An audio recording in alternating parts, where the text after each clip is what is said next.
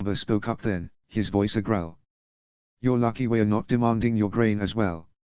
"Some did," King Rob added, glancing at his younger son, who didn't deny it. "So be it," he muttered, thinking about the ruin this would bring to his own lands. Next came the matter of fortifications. "All castles and strongholds within 40 leagues of the Riverlands must be dismantled," said Prince Rukan, with a malicious grin. "No large towers. No stone walls." Daikon sat back. "This would not aid you. You leave us vulnerable to the Westerlands, to the Stormlands, to rebellion. You should have considered that before encouraging your royal nephew's foolish campaign in the Riverlands," countered the Riswell. "Alongside your father you learned the hard way that no good could come from following a Tyrell into the Riverlands. You should not have repeated his folly," barked Umber. He bristled. But the man was not wrong. It was pride that had brought them here, his, Garland's, perhaps even the Reach itself. Then came the faith. "The faith militant is to be outlawed," said Prince Ricard Stark. "On pain of death. Any sparrow bearing sword or star in the Reach dies. Warriors answer to kings, not gods." Daikon hesitated. He had fought alongside men of the Star. He had buried some. But he also knew they had become wild, dangerous, uncontrollable. The Septons wouldn't take kindly to this. The Septons won't accept that. King Rob leaned forward. "They will. Or they will die. The High Septon's fate is not open to revision." All Northmen around him grinned his way with a dark satisfaction. No one asked what that fate was, neither did he. The grim silence answered well enough. The last scroll was read. "Loot remains claimed," said Ricard. "Millions in goods, gold, and silver. Divided as taken. No restitution. House Florent is restored to Brightwater Keep, and all of its ancestral lands," added Brandon Stark. "Sir Riam Florent will marry Lady Olenna Tyrell to ensure the removal of any other claimants." He bowed his head. A wise solution. Further internal discourse would suit no one. To House Tyrell, it would serve as a binding stitch over a sundered inheritance. His sister would have to watch her young grandson closely. Any notion of recovering Brightwater for House Tyrell would surely spark a new war. A war that would end them all. Furthermore, Highgarden will accept all separate treaties that were made between us and their vassals, such as those with Houses Hightower, Florent and Reading. The young Prince John added. He rubbed his temples. "You mean to break the Reach? Strip it of its teeth and give it just enough dignity not to revolt?" For the first time, Prince Ricard gave a thin smile. "Exactly." There was a long pause. Then Rob rose, slow and tall, casting a long shadow across the table. "Do you agree?" He inhaled slowly. "You promise that King Randall Tyrell will keep his throne under my sister's guidance? And that my son will peacefully succeed me at Horn Hill?" The Northern King nodded coldly, but he found no malice in those stark, daunting blue eyes. "Then I agree. You will sign it and send word of it to Highgarden by messenger and raven. Afterwards, you will accompany us to your capital to enforce it. If that succeeds, I will allow you to travel back to Horn Hill one last time to bid farewell to your family and to disband your forces. My men will accompany you. You will have 2 days. After that, they will bring you back to me, willingly or not. If not..." He turned to the window. The Redding's fields were quiet, but Highgarden waited on the horizon, besieged and ready to fall. "We burn the flower at its root." The threat was clear. The king in the north and the Riverlands turned back towards him. "You may accompany me north, before you set off for the war. Whatever our differences, I would like us to talk more before departing. I have always respected you as my opponent, as I did your father. In return, I will tell you of the Watch and the Wall. Information that will save your life up there." The Northern King offered, rather magnanimously. It reaped him many an angry stare among his own family members and vassals, but he paid them no mind. He subconsciously looked outside the window towards the road to Highgarden, before looking back to the monarch in front of him. "I would be honored, Your Grace." He bowed, lower than before. "Together, we finish this, Lord Tarley. Once and for all. May our remaining kin break bread together, instead of drawing swords." I could wish for nothing more, he replied, and to his surprise he realized that he meant it. He stood. If your men could guide me to a maester, then I will send the raven immediately. Afterwards, I will need a messenger to inform my soldiers of this deal. I wouldn't want them to think that something happened to me. I expect that you wish for me to remain here, he asked, already knowing the answer. A room will be made ready for you in Dustonbury. He could do nothing more than nod. He turned to leave, his steps slow, but steady. Behind him, silence. Only the rustle of parchment and the whisper of northern wind through reach stone. He thought of his second son. His king. Of what they had died for.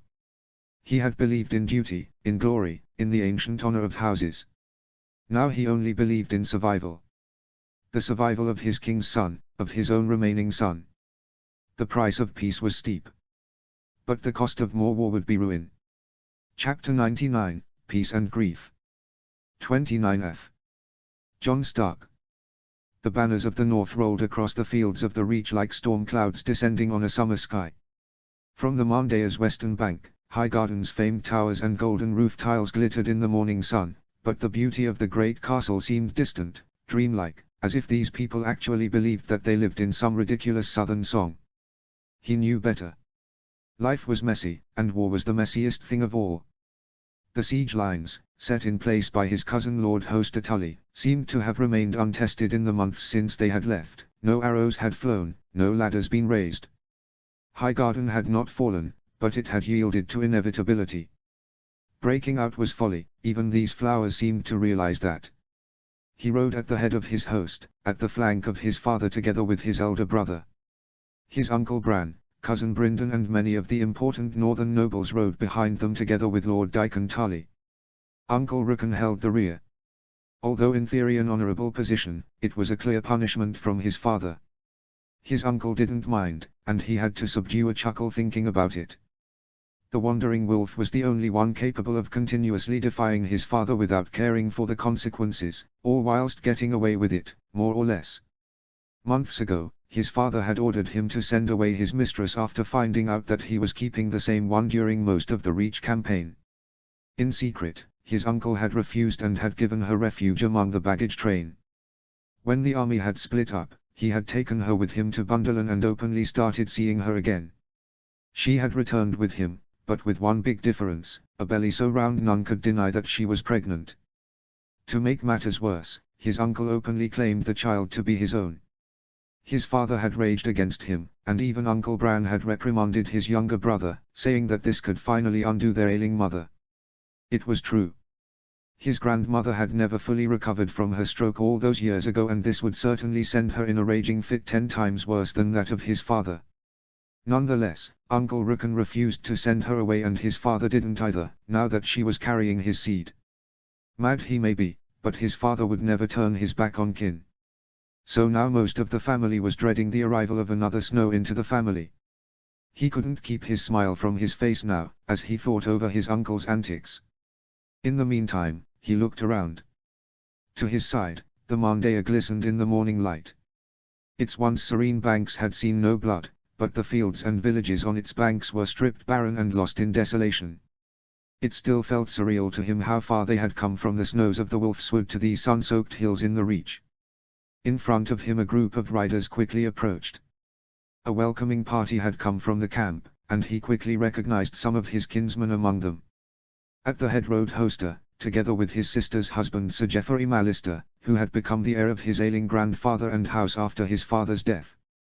Behind them rode the betrothed of his cousins, Lord William Mouton and Sir Donald d'Aory. Many other riverlords were present, representatives of all loyal great houses. But a group of a handful of young men stood out, one in particular.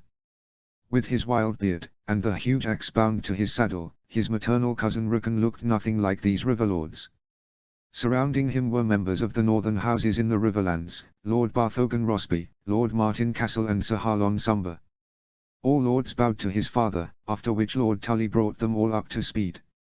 Nothing much seemed to have happened in their absence. Some smaller holdfasts and towers had been captured, some more villages had been sacked.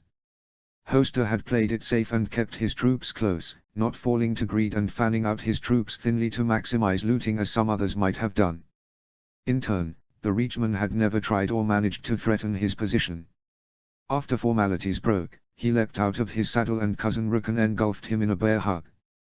He also greeted his other kinsmen, as well as the youths and lords from the other houses. In great spirits, they all rode together towards the siege camp. There, he greeted his other kinsmen, Edric Carstock, and his friends, Sir Jeremy Ryker, Sir Hoarfrost Sumber and the brothers Sir Titus and Sir Robert Blackwood, and their cousin Sir Rob Goodwood. The Carstocks seemed to have formed an even tighter bond with the northern houses in Blackwater Bay, and their allies houses Ryker, Blackwood and Goodwood.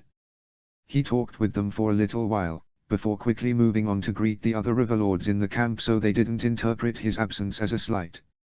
Some nobles, especially those houses that had remained neutral during the Civil War like houses Grull, Vance and Mallory, were very vocal about not wanting to be put behind the houses of Blackwater Bay. His father had urged him to take this into account, as they didn't want to sow the seeds of another rebellion in the future. All these houses had been punished for their neutrality but had redeemed themselves in the war against the Reach. It wouldn't do to unnecessarily insult them now. Making peace with those houses made sense, they had paid for their inertion and bled for them afterwards. What didn't make sense was how they were fraternizing with the enemy. His father's constant insistence of having Tali around, whose sons killed Uncle John and cousin Benjamin, was an insult to their family and their countrymen. Edric was furious about the man's presence ever since Dustunbury. I understand why he has to accompany the army. His elder cousin had told him in private once. But I cannot wrap my head around why he should be paraded all along the Reach as some honored friend of the king. He could have been just as well bound atop a donkey in the supply train, where we wouldn't have had to see or hear of him. Although a bit crude, he had to agree with him to a certain degree. He could have been held out of sight. Why this public charade? His cousin Edric had usually been a quiet and reserved man, although he was not without intelligence or martial prowess. However, ever since the Battle of the Fallen Flowers, he had become sullen, brooding and restless. This had increased tenfold since Tali had joined the army, and his moroseness had slowly but surely made way for outrage. His father had been very attentive with his cousin, and the young lord of Sea Dragon Point had received praise for capturing certain smaller holdfasts and the skill he had shown serving under Uncle Brandon at Brightwater Keep. Yet, on the issue of Tali his father would not budge to him. He claimed it was to showcase the Reach that their greatest general had surrendered, but it was more than that. His father actually held the man who had killed his brother and nephew, he hadn't held the sword himself but he might as well have, in high esteem. He respected the man, and that was something neither he nor Edric could understand. His cousin had shown him the mournful letters his mother Wyler had sent him, as well as those he had received from his two sisters. Wyler had even commanded Edric to make sure that House Tali paid the price for this and that their lands burned. She had written similar letters to her goodsons, Lord Brian Flint and Benfred Tallheart, as well, so they had told him. His lands had been thoroughly raided by the time he surrendered, but his house and keep remained strong, which frustrated House Whitefee and its allies to no end. His cousin couldn't do anything about Tali, and now he felt like he had not only failed his father and brother, but was also failing his mother. Ironically, the only one who was able to truly comfort him was Ghost. Uncle John's direwolf looked to be actively distracting him from Tali's presence on the march and consoled him, even going so far as sleeping next to him in his tent. Quite a comical sight, as the direwolf was 7 feet tall. To make matters worse, his father had forbidden any further raiding. Most nobles had no problems with this, as barely anyone could still carry the loot they had gained. Yet, for Edric it was a disaster. It took away any meaningful way for him to distance himself and take out his anger. Once back in his father's tent, circumstances forced to stop thinking about his cousin. Throughout the day, preparations were made to speak to the representatives of Highgarden and the Tyrell family. His father wanted this to be over soon, one way or the other. If they wouldn't surrender, he wanted to storm the castle as quickly as possible. It was clear for all to see, the king wanted to go home, and he wasn't alone in that regard. Many felt they had won the war, and that they had nothing to gain from staying further south. The call their homeland made became stronger by the day, and he couldn't blame his father for this. He felt it too. 2 hours before sundown, they finally stood ready at the edge of their camp, as riders from inside Highgarden approached them. Representatives of all important houses from the north and the Riverlands had gathered around them, as well as Tully and some other important Reach prisoners that had recently been taken. Lord Dicon's face seemed pale beneath the sun, his jaw tight. He wore neither armor, nor sword, but you wouldn't be able to tell from how he held himself. If you only judged his face, you would think it was them surrendering to him. As the delegation grew closer, he could see a woman leading them, but not the same one as when they had first been here. This woman was older, he realized, as she neared them while riding on a side saddle, before dismounting a few dozen feet in front of them. She wore an elegant green and gold-trimmed dress with ivory fur. She was tall, with streaks of silver in her hair, and the poise of a lady raised for the court but hardened by time and duty. It was Queen Dowager Tala Tyrell, grandmother to the child King Randil Tyrell and Lord Dicon's elder sister, and now regent of the Reach. Behind her came most of the same lords that had once accompanied her daughter, like Lord Viawell and Sir Willers Meadows, meaning that a serious shift in command had happened inside the castle. The lords of the Reach had seemingly found a new mistress to follow. She stopped a few paces before them. There, she waited. Regal. Measured. Her eyes fell on her own brother first. Your letter is true then, she surmised. Her voice carried across the fields of tents. It is, Dicon replied. And I stand by its contents. Lady Tala nodded, and turned her gaze towards his father. She offered him a low, formal curtsy. Your Grace. The Queen Dowager of the Reach welcomes you to Highgarden, in peace. His father stepped forward. He wore his crown, iron and copper peaks raising to the sky, the same colors as the hairs on his head. He didn't wear armor, instead he wore a simple but elegant grey tunic with the symbol of their house stitched upon it. Not so long ago, I was addressed here by another Queen Dowager of House Tyrell. How can I be certain this time will be different? That I wouldn't have to deal with someone else in a year. His father bluntly tested the green noblewoman in front of him. My daughter is of no concern anymore, neither for you nor for me. She is eagerly preparing for her new calling to the faith in solitude. I must say that the suggestion was most appreciated. She will flourish in the convent of the Rains. The spirituality of the nature within the Rainwood will do wonders for her mind. I suspect she will become a whole new person, unbothered by the silly worldly temptations of the court. Clever woman. She managed to sell it as a grand experience that Muriel Tyrell would willingly undertake, which couldn't be farther from the truth. The woman was banished to a convent far beyond the borders of her own kingdom, without any possibility of seeing her children again. His father joined in on the act. I will pray that the Rainwood will bring her the peace and tranquility she so desperately seeks. House Tyrell thanks you greatly. The Green Matriarch of the Reach solemnly replied. You will confirm the treaty your brother has agreed to then?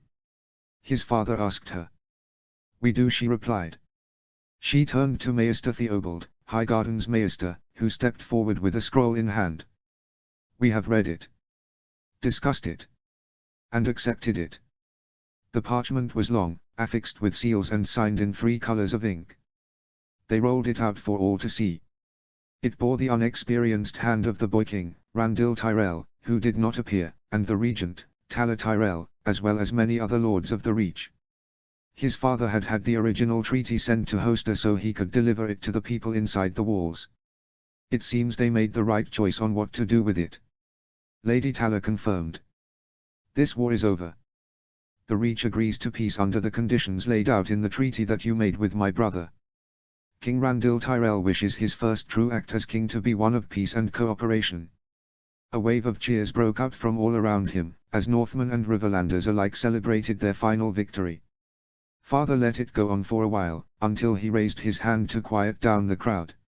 I propose that some of my advisors and I follow you inside to your solar to discuss the final details, like when your vassals will depart from the ceded lands or how the payments will be delivered. Lady Tally agreed.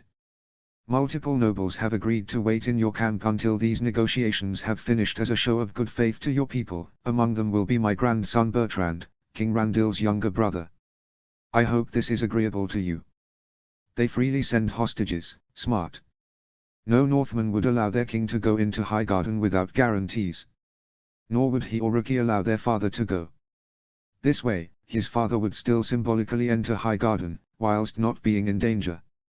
Officially this war was now over and any attack on his father would be a break of guest right, yet they still wouldn't risk it. After the little Tyrell boy, only 4 years old, arrived in the camp, his father departed inside. He and Rookie were left in command to keep the troops and nobles in line. They all wanted to start an enormous victory celebration, but they had to be wary of the 5,000 soldiers remaining inside the enemy capital. After seeing to his duties, he walked over to Edric. His cousin seemed split about all that was happening. Peace on our terms is good, I suppose. Yet now that the Tyrells and Talis remain in power it feels as if my father and brother died for nothing. He told him in confidence. They didn't die for nothing. They died honorably in battle to protect the interests of our family and the North. Thanks to their sacrifice, you will march home to see Dragon Point accompanied by carts laden with golds, and so will your good brothers return to your sisters. A special treaty has been made with the Ironborn that will benefit House Whitefee specifically and give you opportunities to expand your logging industry and create wealth and labor opportunities for generations to come.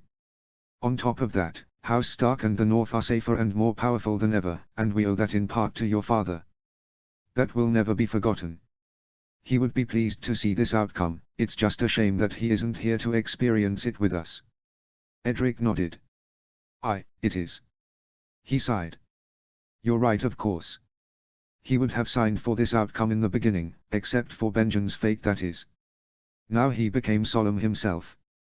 Ever since that fateful day, he had felt guilty about the death of his young cousin.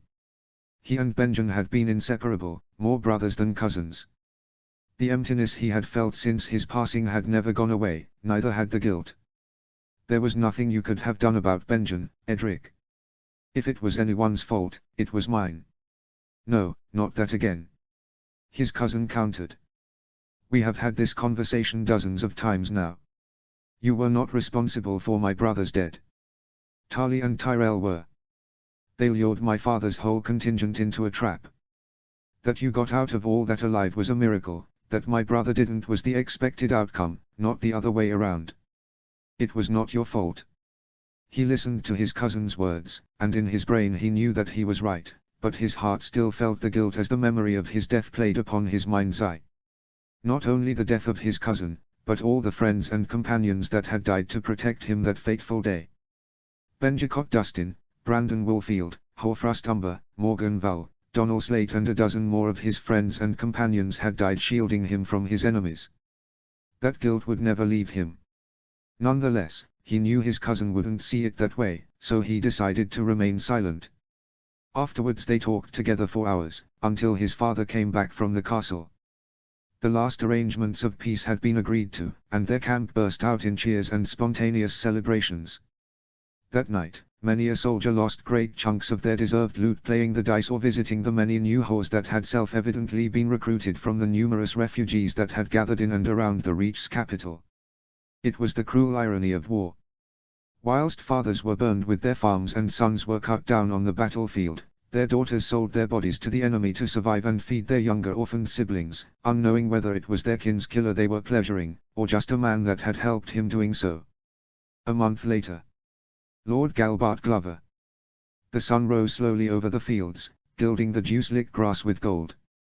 Bitterbridge appeared on the horizon, which made him smile. The memory of taking the castle seemed like a lifetime ago, in reality it had been less than a year. Still, the direwolf banner proudly waved in the air above its keep. He rode in the king's column, his small grey gelding trailing just behind the heavy banners of Winterfell. His sword, a gift from his late father, bounced at his side in rhythm with the hooves. At first, it had felt awkward at his side, now after having wielded it many times he wore it proudly. The war was over. But the column moved with the rhythm of a long campaign, watchful, structured, and alert. All nobles could name at least a handful of historical figures whose victories had ended in the meaningless footnotes of a Maestus Grand Opus. Drunken on victory and laden with gold, their forces were ambushed and destroyed on their way back home. The king had made clear that that wouldn't be said of our army. Nonetheless, spirits were up, and for days all the nobles seemed to talk about was what to spend their looted coin on. Galbart glanced up as Benjen Risswell and Lady Daisy Mormont passed him on their destriers, their voices low but not secretive. He leaned closer. The silver from Tumbleton alone could pay for the reconstruction of Moat Cailin, Riswell was saying. It could, Dacey replied, but you forget the Riverlands will ask for their share. Its infrastructure is in ruins, bridges, markets and mills will need to be rebuilt all over. Many keeps have been damaged, and hundreds of hamlets, towns and villages will need to be reconstructed. That will cost a fortune, and not rebuilding is not an option. The lords of the Riverlands will even want extra compensation for the losses suffered by their workforce, and rightly so. Haven't they already received their compensation before we marched into the Reach? Asked Allard Dustin, trotting up from behind. Although he was only a few years older than himself, he had shown himself during the war. His grandfather called him capable and skilled in the matters of war, but also eager for acclaim. They were good family of some sorts, as Allard had married Jonella Sewin just before they had left for war. Jonella was Rion's younger sister, the daughter of his great-aunt Arya. We didn't leave the north to protect them just to let them starve and grow resentful afterwards because we didn't give them the means to rebuild. Added Benjen Riswell, not unkindly. Parts of the Riverlands rebelled, we won. Now, we need to ensure they don't rebel again. Exactly, Lord Domeric Bolton agreed from ahead, his voice as calm as snow. A very significant chunk of the loot will serve that purpose. Large parts of the Riverlands, especially in the southern and central parts, and along Blackwater Bay, have been destroyed. But rest assured, there is more than enough loot to go around to do that and still have all of us drowning in coin. Allard seemed satisfied by this, although it seemed he already had grand plans for the gold his house would receive. To him this seemed a little premature. Allard was not yet the lord of his house. Both his father and grandfather were still alive. Surely, they would decide what was best for their house. Would they not? He tried to take it all in. They spoke of spoils as if they were weights on a scale: silver, grain, horses, even oxen. What was even more interesting was the web of alliances that was being spun in this post-war march. Lady Dacey bluntly informed Benjen that some of her daughters and nieces were still available for marriage and then repeated the offer to Allard for his younger brother, who remained in Barrowton. He had heard rumours that Lady Dacey had already betrothed one of her younger daughters to the heir of Clan Liddell, Duncan, and that Lord Umber intended to betroth his two youngest daughters before the march home was completed. The names of the new heir to House Slate, Andrew Locke, Torrin Ironsmith and even Lady Dacey's nephew, the new heir to House Shield, had come up. Many more seemed soon to follow. As Lady Dacey threw a backwards glance at him, he realized that offers of betrothals for himself might soon arrive. This idea filled him with more dread than any Tyrell army ever would. He would rather fight Grey Wind than talk to a girl, let alone marry one. Besides, Grey's friendship could be bought with pieces of chicken when grandfather wasn't looking. He nudged his gelding forward until he reached Uncle Ricard, riding near the front. He stood up on his stirrups and whispered towards the man who had first 4 years served as a much older brother he had to obey but recently had become more of a second father to him, ever since that dreadful day his real father had died. Prince Ricard and King Rob now tried to fill that hole for him, for which he was eternally grateful. The other peers are talking about marriage, as merchants haggling over the prices of wares at the market. They won't ask me for a betrothal, will they? I wouldn't know what to do if they asked. Lady Dacey looks at me as if I am a piece of meat she is waiting to devour. The prince glanced down at him with a half-smile. You're listening too much again, gal, he said. I want to learn, he replied. I'll be lord in my own right soon enough. I want to understand what comes along with that. But I don't want to marry. You must help me. He pleaded. Prince Ricard's expression turned thoughtful, before quickly looking around. Without saying a word, he guided his destrier away from the road and the column into the nearby hills. Sirs Dykenbrun and Lionel Deddings from the King's Guard silently joined them. Many nobles and guardsmen looked at them with interest, but none dared to question the Crown Prince's decision to divert from the column. Once they were far out of earshot, Uncle Ricard started talking. Then learn this: winning a war is hard. Holding peace is much harder. In times of war, you relentlessly fight your enemies. In times of peace, you try to build up your house's strength. Some people scheme in the shadows, which I will never condone, but most try to advance their house through very common methods, such as marriage alliances. His grey eyes pierced into his own. you will have to do that too. As its lord, you have a duty to House Glover. Your most prominent duty is to ensure its survival. To do that, you and your brothers will need to marry and have children. His uncle looked down fiercely towards him, as if daring him to contradict this. Whom to marry is always a difficult choice. There is a lot that needs to be factored in when choosing a spouse. Usually, this duty falls to one's father, but that is not possible in your case. Rest assured, you won't have to do it all by yourself. As you are a child, your mother, grandfather and I will help you with this. Your father's brother Ethan will also have a say. But later, when choosing spouses for your sister and brothers, you will need to possess this skill yourself. Luckily enough, you will have lots of possibilities to choose from. Uncle Ricard grinned. I will? He asked. The Crown Prince shook his head with a smile. Galbart, you are the lord of a house with a history spanning back to the Long Night. House Glover has excellent standing at court, and there is no one with closer ties to House Stark. Your mother is the eldest child of the first king of the North in 300 years. On top of that, you will have served as the king's personal squire for years. You have the king's ear, as well as mine. The nobles will be standing in line to tie your house to theirs. House Mormont has realized this, but others will too. It is especially because of that close relationship to House Stark that they are treading so lightly. They know that my father will join in on that discussion, and they don't wish to offend him. He listened to all of that. He had never realized how important that relationship was for his personal future, and that it would have a definitive impact on his future spouse. Much the same can be said for your sister. Your younger brothers will be a little more difficult, as the marriages for younger sons always are. Nonetheless, that won't be too difficult either. They remain grandsons of the king. He let all of that sink in. But you promise to help me if they approach me anyway. Of course I will, Gal. If anyone dares to corner you about this, either on the march or in Winterfell, you say nothing and you come directly to me. I promise you that no one will bother you anymore after that. In due time, you will have to marry. However, this will be a well thought out decision made by your mother, uncles and grandfather. Don't you worry, no one will corner you and force you into a betrothal. He breathed a sigh of relief. Nonetheless, you might need to entertain your fair share of young noble women in the coming years, but more than a dance and a walk here or there won't be forced upon you. Some of his relief immediately turned to dread, as he thought about dancing again with the ghastly daughters of Lord Woods.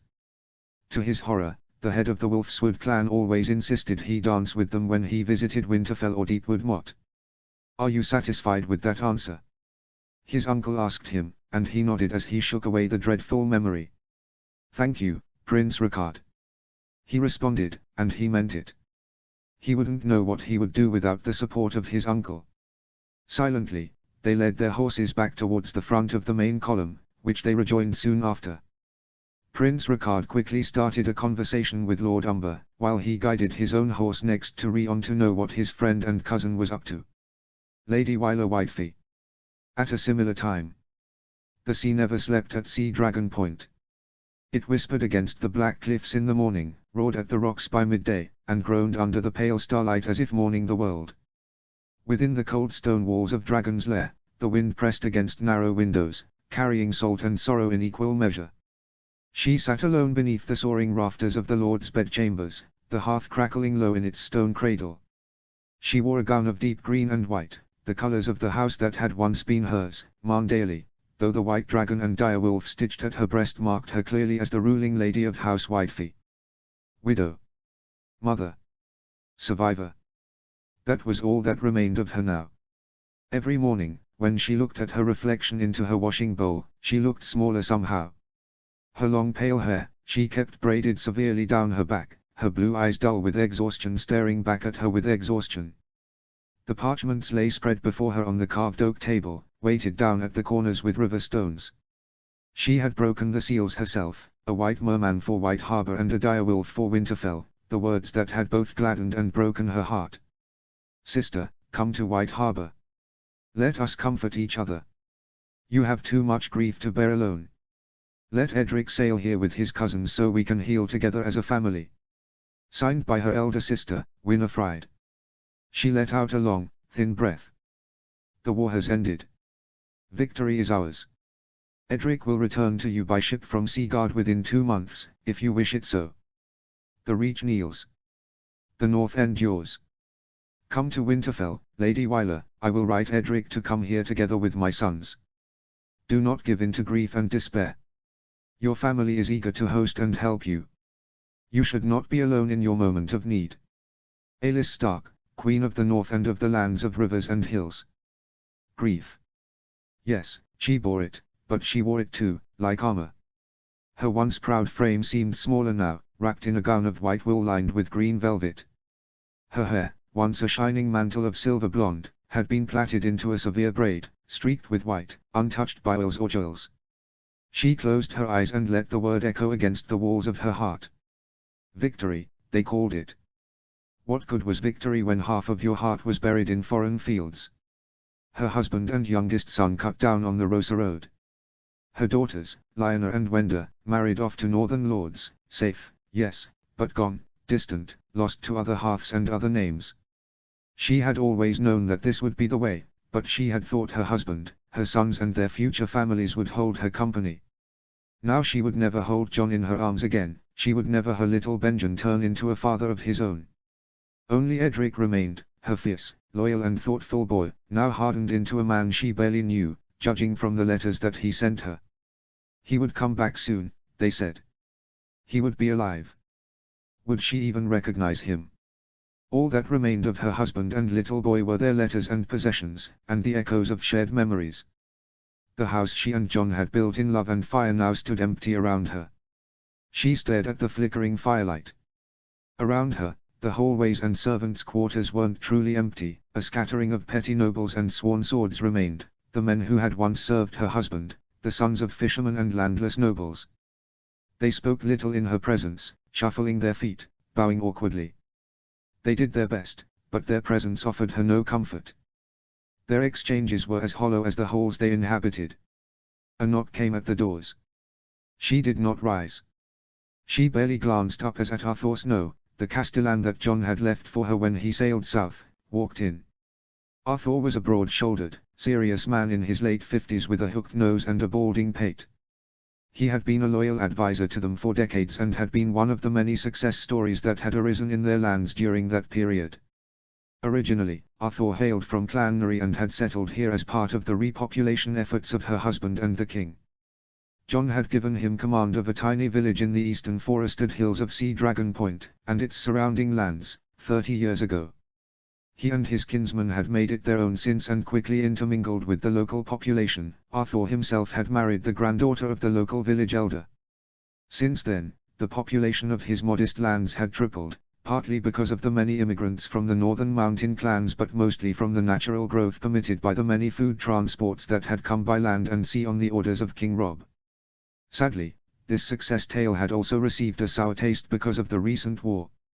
Now Arthur was one of the few people that understood her loss. He had counted her husband among his friends and had often taught Benjen how to wield a sword. Crucially, 4 of Arthur's sons, all prime examples of the success of their integration endeavors on Sea Dragon Point, had accompanied her husband south, only 2 of which would be returning. The other 2 were long buried beneath the glowing hills of the Reach. Her castellan interrupted her from her internal contemplation of the man and his family. "My lady," he said, bowing low. "Have you thought about the proposals your family gave you?" She smiled bitterly. "I have, but I won't leave here. Dragon's Lair has been my home for over a decade now. The last true piece of my husband, of Benjen, is here. Most of our memories, especially of my youngest son, are here. To leave it would be to leave him behind." The older castellan shook his head. "I respectfully disagree, my lady. You are not doing them, or yourself, any good by staying here. Your memories will forever be here. Go and greet your son, get out of here. This castle has been a place full of live. The true birthplace of House Whitefy. Do not make it a tomb, neither for you nor Edric." "What about my son?" she retorted, perhaps too harshly. "Your son will have been grieving for months himself. The letters you have shown me suggest misguided guilt on his part. He will be forced to part from his cousins and companions to come home to fulfill his duty of succeeding to his father's lordship. All of this will be hard enough for him without seeing you like this. You never smile anymore, and you barely get out of the keep. You are wasting away here, my lady, and it saddens me to my core. But if you won't get a hold of yourself for your own sake, do it for your only remaining son. He will have need of you and will crave your guidance and support. Do not deny your living son the aid he needs because you were mourning the dead one too much. She couldn't believe her ears. For months Arthur had given her his silent support. He had taken over duties when she was unable to perform them. Never in the past 3 decades had he dared talk to her so. You forget your place, Arthur. You are but my castellan at my behest. Continue like this and I will have you sent back to your village. Now that my husband is dead, you answer to me. Remember that next time. Arthur bowed lowly, yet his eyes looked on with defiance. Apologies, my lady, but here you are wrong. I have and always will serve Lord Whitefy, a title that has now sadly passed to Edric. I serve his interests and that of your house above all else. It is my assessment that you staying here will not be in his best interest, yours nor House Whitefy or the people it has sworn to protect. Edric needs you, my lady. The real you. The gods know that I recognize and understand your grief, I have my own fair share of it to deal with, yet you must snap out of it for your son. Go to White Harbor, Lady Wyler. Await your son and your nephew there. Go see your sister and father and find yourself again in the halls of your childhood. Dragon's Lair will survive for a handful of months. Maester Ronald and I will keep everything in order for your return. I swear it on the lives of my remaining sons. She pierced into his hazel eyes for a long while, before waving her arm. I will think about your words. You are dismissed, Castellan. Arthur nodded and bowed, before leaving the room in long, even strides. When he was gone, she rose and crossed to the narrow window slit overlooking the cliffs. The sea wind tore at her braid, whipping strands of pale hair free across her face. Far below, the white caps battered the stone teeth of the shore, relentless as grief. All wanted her to leave Dragon's Lair. But she couldn't leave, could she? This was her place now, the last place she had stood with John, watching the ships unfurl like wings in the morning mist. The place where she had taught her sons to ride, to hunt, to pray. The place where Benjen had laughed the night before he sailed south, too young to die, too proud to believe he ever could. To leave Dragon's Lair would be to leave them behind forever.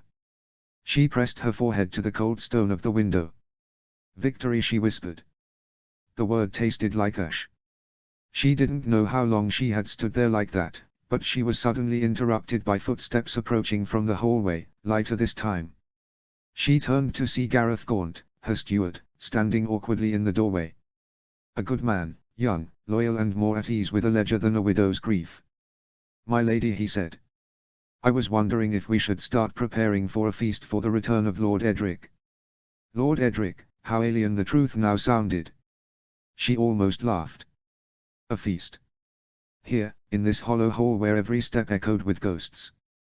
Then she realized. Arthur was right. Under her leadership, the loving house she and her husband had built had become a hall of ghosts and misery. This could not be. She shook her head. No, she replied. I will be traveling to White Harbor to see my kin and greet my son there. The welcome feast will be delayed by several months. Prepare the provisions for a ship. I will be sailing up the Salt Spear to the outer port of Moat Cailin. From there I will travel overland to my homeland. Call the Maester, I have letters to send, and call Mana. My good daughter must accompany me to see her husband's return. Immediately, my lady. The man almost jumped, before running out of the room. He hid it well, but she could swear that she had seen a smile pop up out of the corner of his mouth when he left. Left alone again, she traced the lines of the stone window frame with her fingertips. Once, she had dreamed of filling this hall with music, children's laughter, banners of white and black and green. Once, she had dreamed of dancing here with John beneath 1,000 candles. Now she only danced with memories. The war was over. The Reach was defeated. The North stood victorious. The victory had cost her more than she could have ever imagined, but she had one son left and she would do right by him. She took a deep breath and walked over to her desk. She had to write to Edric to inform him that he should accompany his cousin to Riverport and take sail to White Harbor there, instead of marching to Seaguard with the king. Chapter 100, Ruling from Riverrun. 30th. King Robb Stark. The rivers ran low in the fading summer light, their banks cracked and dry, like veins in parched skin. The running direwolf and leaping trout flew high above the battlements of Riverrun, a sight that always filled him with pride. The towers stood firm, but the land around it had been ruined by fire and war. A lot of effort had clearly been done to rebuild parts. Crops had been resown, houses reconstructed, and life had restarted, yet the barn they passed had no roof and scars of blackened ash betrayed what had happened to the building. All throughout the Riverlands he had seen similar things. People had tried to go on, but they lacked the resources and the manpower to do more than patching up the most inconvenient damage. They had passed over damaged stone bridges that had been refitted by a local carpenter with a few ramshackle planks just so a cart could pass over it. Everywhere he went he saw half-repaired villages with burned-out mills and stables. Farmers desperately trying to work the field after all their oxen had been killed and their tools had been destroyed. It was a horribly beautiful sight. It showed both the resilience of his people, and how far they were out of their depth. It was his duty as a king to set this right, and he would try. Many of his riverlords had already petitioned him with multiple requests and ideas. He listened to every one of them. By now, he had a whole notebook full of measures he was thinking of implementing. As he looked around, his eyes fell on the sea of banners stretched back for miles, grey direwolves, flayed men, sunbursts, white mermen, and more from the north, but also black werewolves, silver eagles and many others from the Riverlands. It was a large part of the army that had shattered the Tyrells and humbled the Reach. Now it was back at Riverrun. It was not the whole of his host. Many southern riverlords had already left his column to go back to their homes, and many northerners had followed his son John and the Blackwater houses to Riverport, but it was enough to make the small folk turn out and watch in silence as they passed.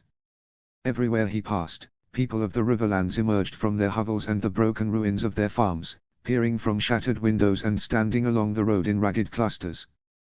There were few cheers. Only proud and stern nodding heads, weary eyes, and the slow, deliberate gestures of men and women kneeling as he or his eldest son passed. They did not cheer because they had already given too much to the war. Nonetheless they seemed pleased that peace had been achieved, and that the armies had returned. Riverrun's gates swung open, the iron portcullis groaning as if in protest. They ceremoniously entered, and Lady Ellen Tully awaited them in the courtyard with her 2 young daughters, as well as her husband's niece and nephew. She bowed lowly. "Riverrun is yours, Your Grace." Lord Tully smiled, and he inclined his head, before signaling Hoster that there was no need for decorum. His cousin elegantly jumped from his horse and walked over to his wife with quick strides. Without saying a word, he picked up his daughters and together with them he took his wife in his arms. Around them, other riverlords followed suit and started to greet their loved ones, as many of their kin served as ladies-in-waiting or pages to Lady Tully. He looked upon the scene with pride, but it also pained him that it wasn't him that was greeting his wife in Winterfell's courtyard right now. The look upon his eldest son's face betrayed similar feelings. As he looked over all the reunions across the courtyard, he noticed a pair of unusual guests in honored places. One seemed to be an Ironborn. He wore the scythe of House Harlaw upon his chest, but the colors were inverted, quickly marking him out as a bastard. The second man could only ever be mistaken for a Lannister, with blonde hair, green eyes and a proud yellow lion stitched upon an expensive bright red tunic. He dismounted, handing the reins of his horse to a stable boy with hollow cheeks and a shock of straw-colored hair. His eldest son walked up behind him and whispered a question in his ear as he motioned to the foreigners. "Any idea why they are here?" He shook his head in response. "We will find out soon enough." They passed through the outer yard, Tully soldiers peeling off to their quarters and loved ones among the small folk. "Welcome back to Riverrun, Your Grace," Lord Hoster voiced, his voice thick with emotion from seeing his family and seat again. "The Riverlands owe you their future." He pulled back, his expression grim. "The Riverlands owe me nothing, cousin. They've bled enough. The next couple of weeks we will discuss how to rebuild it back to its old glory and maybe envision ways it can grow beyond it." Hoster's gaze flickered, glancing past the gate where buildings and infrastructure lay blackened. There is much to rebuild. There is, he agreed. Your Grace, Lady Ellen addressed him, after greeting her brother Sir Geoffrey Mallister. May I introduce you to two of our guests? They arrived here a few days ago to meet you. He nodded kindly, and the Lady of Riverrun led him, Hoster and Ricard, to meet with the two foreigners he had been eyeing. The Ironborn was named Andrak Pike, and he was one of Lord Harris Harlaw's base-born sons. He came with a message from his father. The Lannister was Sir Loron Lannister, King Willem's nephew and the only son of his late twin brother Martin. Both asked for audiences with them, which he promised to grant them the next day. Afterwards, they went inside to freshen up. He would have time enough to mingle with the nobility inside Riverrun at the mandatory feast that evening. The next morning, Robb Stark. The sun broke over the horizon with pale light, casting long shadows across the battlements of Riverrun. The morning dew left the fields gleaming, as the crops shone in the morning light. Below him, servants hurried back and forth, preparing tables and food for all the highborn guests in the castle. He was back in his late grandfather's solar, where he had spent so much of his time 3 decades ago. Hoster had been so gracious to lend it out to him for the duration of his stay, proposing that he would use his wife's solar instead. He stood by the arched window, hands clasped behind his back as he looked out over the river. The red fork glittered in the morning light, leisurely streaming beyond Riverrun's walls. He wore thin plain grey wool today, with a silver direwolf clasp at his throat. He wore his crown, a mandatory accessory when meeting foreign envoys. A knock came at the door, and Ricard stepped through. He wore his own crown, and a similar outfit. "He's here," his eldest son announced, his expression taut. He inclined his head. "Send him in." His son stepped back, and moments later, Sir Loron Lannister entered the solar. The man was young, no older than 25, with the golden hair of his house, cropped close, and the sharp, calculating eyes of a man well versed in the games of court. He wore a doublet of crimson velvet, embroidered with golden lions, and a longsword at his side. His boots were polished, his stride confident. "Your Grace," Loron said, offering a measured bow. His eyes flickered to the window and back to Robb. "Riverrun is stately, even after so much war." He did not smile. "It endures, as we always do," he replied simply. He gestured to a chair before the long oak table set with wine and bread. "Sit, Prince Loron. We've much to discuss." Loron took the seat, smoothing his doublet as he settled. He sat across from him, pouring a cup of wine and pushing it across the table. Loron accepted, sipping lightly before setting it down. Ricard silently took his place on his right side. "You've come on behalf of your uncle," he began, folding his hands before him. Loron inclined his head. "King Willem sends his regards, and his congratulations. He is relieved that the bloodletting has ceased." Robb's expression did not change. "Relieved," he repeated. "I imagine the Westerlands have had enough war for 1 generation. Your house suffered a lot during the time you participated, you in particular. You have my condolences for your father. He was a fine man." Loron nodded with a sad smile. "I thank you for your kind words, Your Grace. He was. He will be missed." Then his mouth formed a thinner line. "Concerning our lands, the mines are deep, but not bottomless. And there are fewer hands to swing the picks these days." He leaned back slightly, his eyes flickering with calculation. "The Reach is pacified, for now. The trade lanes and agreements are under northern control. But my uncle is concerned about the permanence of that peace. And you've come to test its strength," he guessed. Loron gave a small nod. "I've come to understand its terms. My uncle wants assurances. He wonders what the North intends to do with its newfound reach." His eyes gleamed with amusement at his own clever turn of phrase. His fingers tapped against the wood of the table. "The North wants peace, Sir Loron. But it will have it on our terms. Old Town and Brightwater Keep remain under northern protection. The Shield Islands belong to the Ironborn, the Stormlands have their new borderlands, you have your tribute and some expansion as well. The Riverlands will be rebuilt. My heir and I will oversee the first phase, then my cousin Hoster will take over. You can tell your uncle that there is no appetite for more war. And yet Laurent said, swirling the wine in his cup, the Riverlands have always been soft ground, easy to tread upon. His eyes held Rob's. If you intend to hold it, you will need more than promises. King Harold Arin didn't join our coalition, the Ironborn have become powerful and rebellion from the Riverlords has already spilled over into the Westerlands. We have taken care of those lords stupid enough to intermingle in the affairs of your kingdom, but we would like assurances that when we look east, we will see trade opportunities, not strife. The gall on this boy. The Lannisters were severely humbled by Hobber Redwine and the Reach forces. His own father dying in the fighting.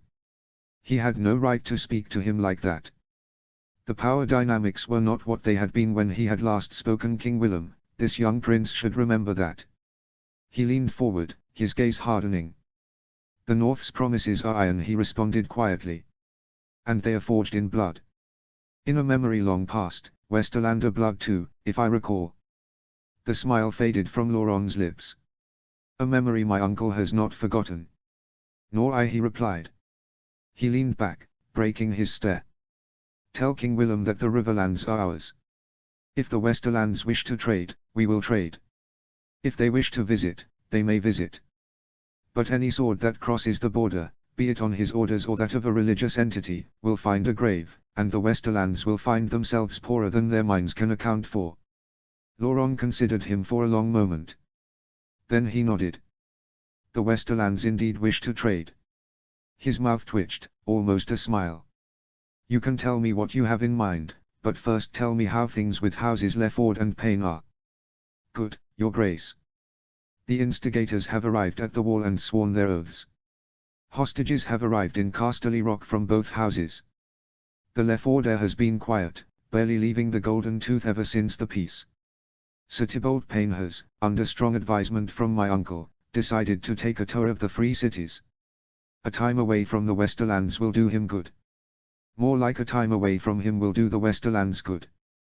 Ricard scoffed. The Lannister prince simply inclined his head in response. He was satisfied with the answer, so he had no reason to dwell on the matter further. What did you have in mind for trade? We would like to restore relations across the border with the Lefords and the Pipers. Much trade once flowed through the Golden Tooth to both sides. We would have that happen again. Ricard answered for him. We would see that too. Many of our fields in the Riverlands have been damaged and harvests have been lost. Your fields are intact, and from what I hear your harvests have been plenty. We would like a temporary trade deal for a year where food is transported to the Riverlands. We will pay good coin for it. This can be used to restart trade relations, after which normal trade exchanges can once again take over. Prince Laurent thought it over, before inclining his head. A well thought out offer. Maybe we could compensate this with extra imports from your northern lands. The Westerlands have an interest in wood to build ships, and in furs to withstand the coming winter cold. Certainly, he smiled back, now sincerely. I will talk to Houses Mormont and Sewin, as well as look into Winterfell's own production. There are opportunities in these lands to scale up the production of lumber to satiate your needs. This seemed to please the Lannister. I would suggest market prices for both would be sufficient. Of course, he would. Fields in the Riverlands and the Reach had been destroyed, the main bready biscuits of West Eos. Prices for grains, fruits and meats had more than doubled. At the same time, prices for furs were low due to the summer season. The price of logs had risen slightly, as the Ironborn's demand had gone up to replace their lost ships, but by no means at the same rates as food had. Let's say, a 10% discount on market prices all around. He proposed. The discount would do the Riverlands a lot of good, while still allowing steep profits for the Westerlands. A prudent offer, to re-establish our decades-long friendship. Laurent Lannister diplomatically stated. He raised his glass to that and took a small sip. The others followed suit. Now that we are on the matter of trade, my uncle implores me to ask you about another matter, the Ironborn. He wonders how you will keep them in control. We did not trust them on our northern border, now with their acquisition of the Shield Islands, we don't trust them to the south of us either. They can cut off Lannisport from trade, not only to you now, but also to the south. They now have the opportunity to completely cut us off from sea-based trade. It's a highly disadvantageous position. He had expected this conversation from the moment he had granted the Ironborn control over the Shield Islands. The Ironborn have lost much during this war, Prince Lauron, even more than you have. Lord Harlaw has lost 2 of his legitimate sons, and over a third of his strength and ships. It will take years, maybe decades for them to recover, and controlling the Shield Islands will take time, coin and manpower off their hands. They are no threat to you now. Nonetheless, my uncle finds it prudent to ask you for your support if the Ironborn would think themselves more powerful than they really are. Especially, seeing your friendship with both our nations. Prince Lauron added. He smiled now. King Willem was afraid that the Ironborn would attack his kingdom from the sea, while he attacked from land. He had no desire for war, so these were unfounded. You can assure your uncle. The North and Riverlands want peace. House Stark will always side against the aggressor in such an instance where it is disturbed. A clear warning. Do not seek trouble with the Ironborn. But a show of support as well, if things would go awry. Green Lannister eyes pierced into his own. I expect that you will relay the same message to the Ironborn residing here in this castle. He nodded. Of course, I will.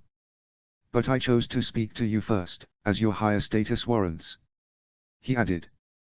The young prince's eyes betrayed what he had expected, no golden lion was immune to flattery. Prince Lauron stood, offering another low bow. Your Grace, he said. It was enlightening. I will look forward to our continued friendship. He then turned to Ricard, whom he gave a smaller but still significant bow. May it survive long past even our own lifetimes, Prince. Be welcome in our halls for as long as you wish it, Sir Lauron. Houses Tully and Stark count House Lannister among our friends, you will want for nothing here. He replied, for which the prince thanked him once more. Afterwards, he watched the Lannister stride from the room, the crimson of his doublet catching the sunlight as he moved. When the door shut, he released a breath he did not realize he'd been holding. Ricard looked at him. That was interesting. As expected, Robb replied, pouring another cup of wine. He took a long drink before setting it down. Willem wanted to see if we'd waver. We didn't. Once they knew that, they wanted help with the Ironborn and to make coin off of us. Ricard dipped his head, his expression thoughtful. And next? The Ironborn bastard will soon be waiting in the hall. He picked up his glass of wine. Have him send in when he arrives. Surprisingly enough, the Ironborn have been good allies these last decades. Better to not let them wait. His eldest son vanished, and a few minutes later the door opened again. Ricard returned, but his time his son wasn't alone but brought Andrak Pike with him. The Ironborn was lean and tall, with pitch-black hair tied back in a rough tail. His leathers were weather-beaten, smelling faintly of salt and oil, and his eyes were sharp as flint. Around his neck hung a necklace with a small scythe. He may bear a bastard name, but that alone was proof of his standing within House Harlaw. He was Lord Harris's son, and a mouthpiece for the Ironborn. Your Grace. Andrak greeted him with a stiff nod, his voice roughened by sea air. Welcome, Master Andrak, Robb replied. Have you come to discuss the spoils? Or is there something else that I can help you with? Andrak's grin was sharp. A bit of both, if I'm honest. The Shield Islands are ours, by your decree. But there's talk of expansion. He raised an eyebrow. Expansion. The Ironborn already have lands they've never held before. What more would you ask? Andrak crossed his arms. Trade routes, Your Grace. We've taken the shields. We've bled for them. If the Ironborn are to be anything more than reavers, we need to trade, not just raid. He leaned back, tapping his fingers on the table again. And you expect the Reach to welcome you with open arms? Not the Reach, Andrak replied. The Free Cities. The Stormlands. Even the North. He considered him for a long moment. The Ironborn are not known for peace, the relationship that we have, none of the other kingdoms have that. They do not trust you, yet. Times are changing, Andrak responded. We've got land to hold. Farms to keep. Raiders don't build houses, Your Grace. Landholders do. They need to realize that. Otherwise, my countrymen will turn back to raiding soon enough. What would you ask of me? I would ask that you help us to broker trade agreements with other kingdoms. You have good relations with the Stormlands, the Free Cities, maybe you can even start with that self-centered blonde prick that came in here before me. Our people need a way to make profit on their ships. Without incentive to trade, they will go raid. Some of you always will. His son retorted. The Ironborn captain shrugged. I suppose so. Nonetheless, we can limit their number greatly. Those that remain can have some fun across the stepstones, where they won't bother West AOC trade or its peace. He looked back sternly. Creating havoc on the stepstones won't endear you to the Free Cities. Andrak brushed with his hand through his beard. Perhaps, but that still leaves many West AOC to trade with. It does. I will write letters to the Baratheons and Royces. However, I want your assurances that their ships will be left alone for this kindness, even along the stepstones. Otherwise, agreements won't hold for long. The Ironborn agreed. I will also talk to the Lannister prince on your behalf, but I suspect that changing your attitude will go a long way here. The Lannisters are your neighbors. They will need time and assurances to understand that you do not intend to be a threat. Thank you, Your Grace. I'll be on my best Greenlander behavior for the little lion cub. Andrak grinned. He nodded. Tell your father and brothers to do the same. That will go a long way. He concluded, yet the Ironborn didn't seem to want to go away. What else would you have from us? We need more lumber to fix our fleet. We know that you have already increased sales to us, but it's not enough. We would like more. In return, we would be willing to pay, of course. My father suspects that you'll need iron for the work you plan to do in the Riverlands. You'll need it for tools, among many other things. My father plans to increase our production of iron ore once again. We would be agreed to see you as the only buyer of our extra product. He shared a look with his heir. They would have need for more iron, and having direct extra supply into Seaguard and Barrowton would be very beneficial. It would also be another way for them to spend the coin outside his kingdom. For weeks, he had worried about the problems all the loot from the Reach would cause. Every single one of his lords counted himself rich, and rightly so. Combine that with the war reparations into the royal coffers and you had an incredible influx of wealth into his kingdom. Wealth like that would take generations to leave. However, every good king knew that increasing the money supply without increasing product meant that the prices for the existing products would go up. Maester Lewin had taught him this years ago. He had also told him that the maesters at the Citadel called this phenomenon inflation. His old tutor had also taught him that there were two main things a king could do to diminish this.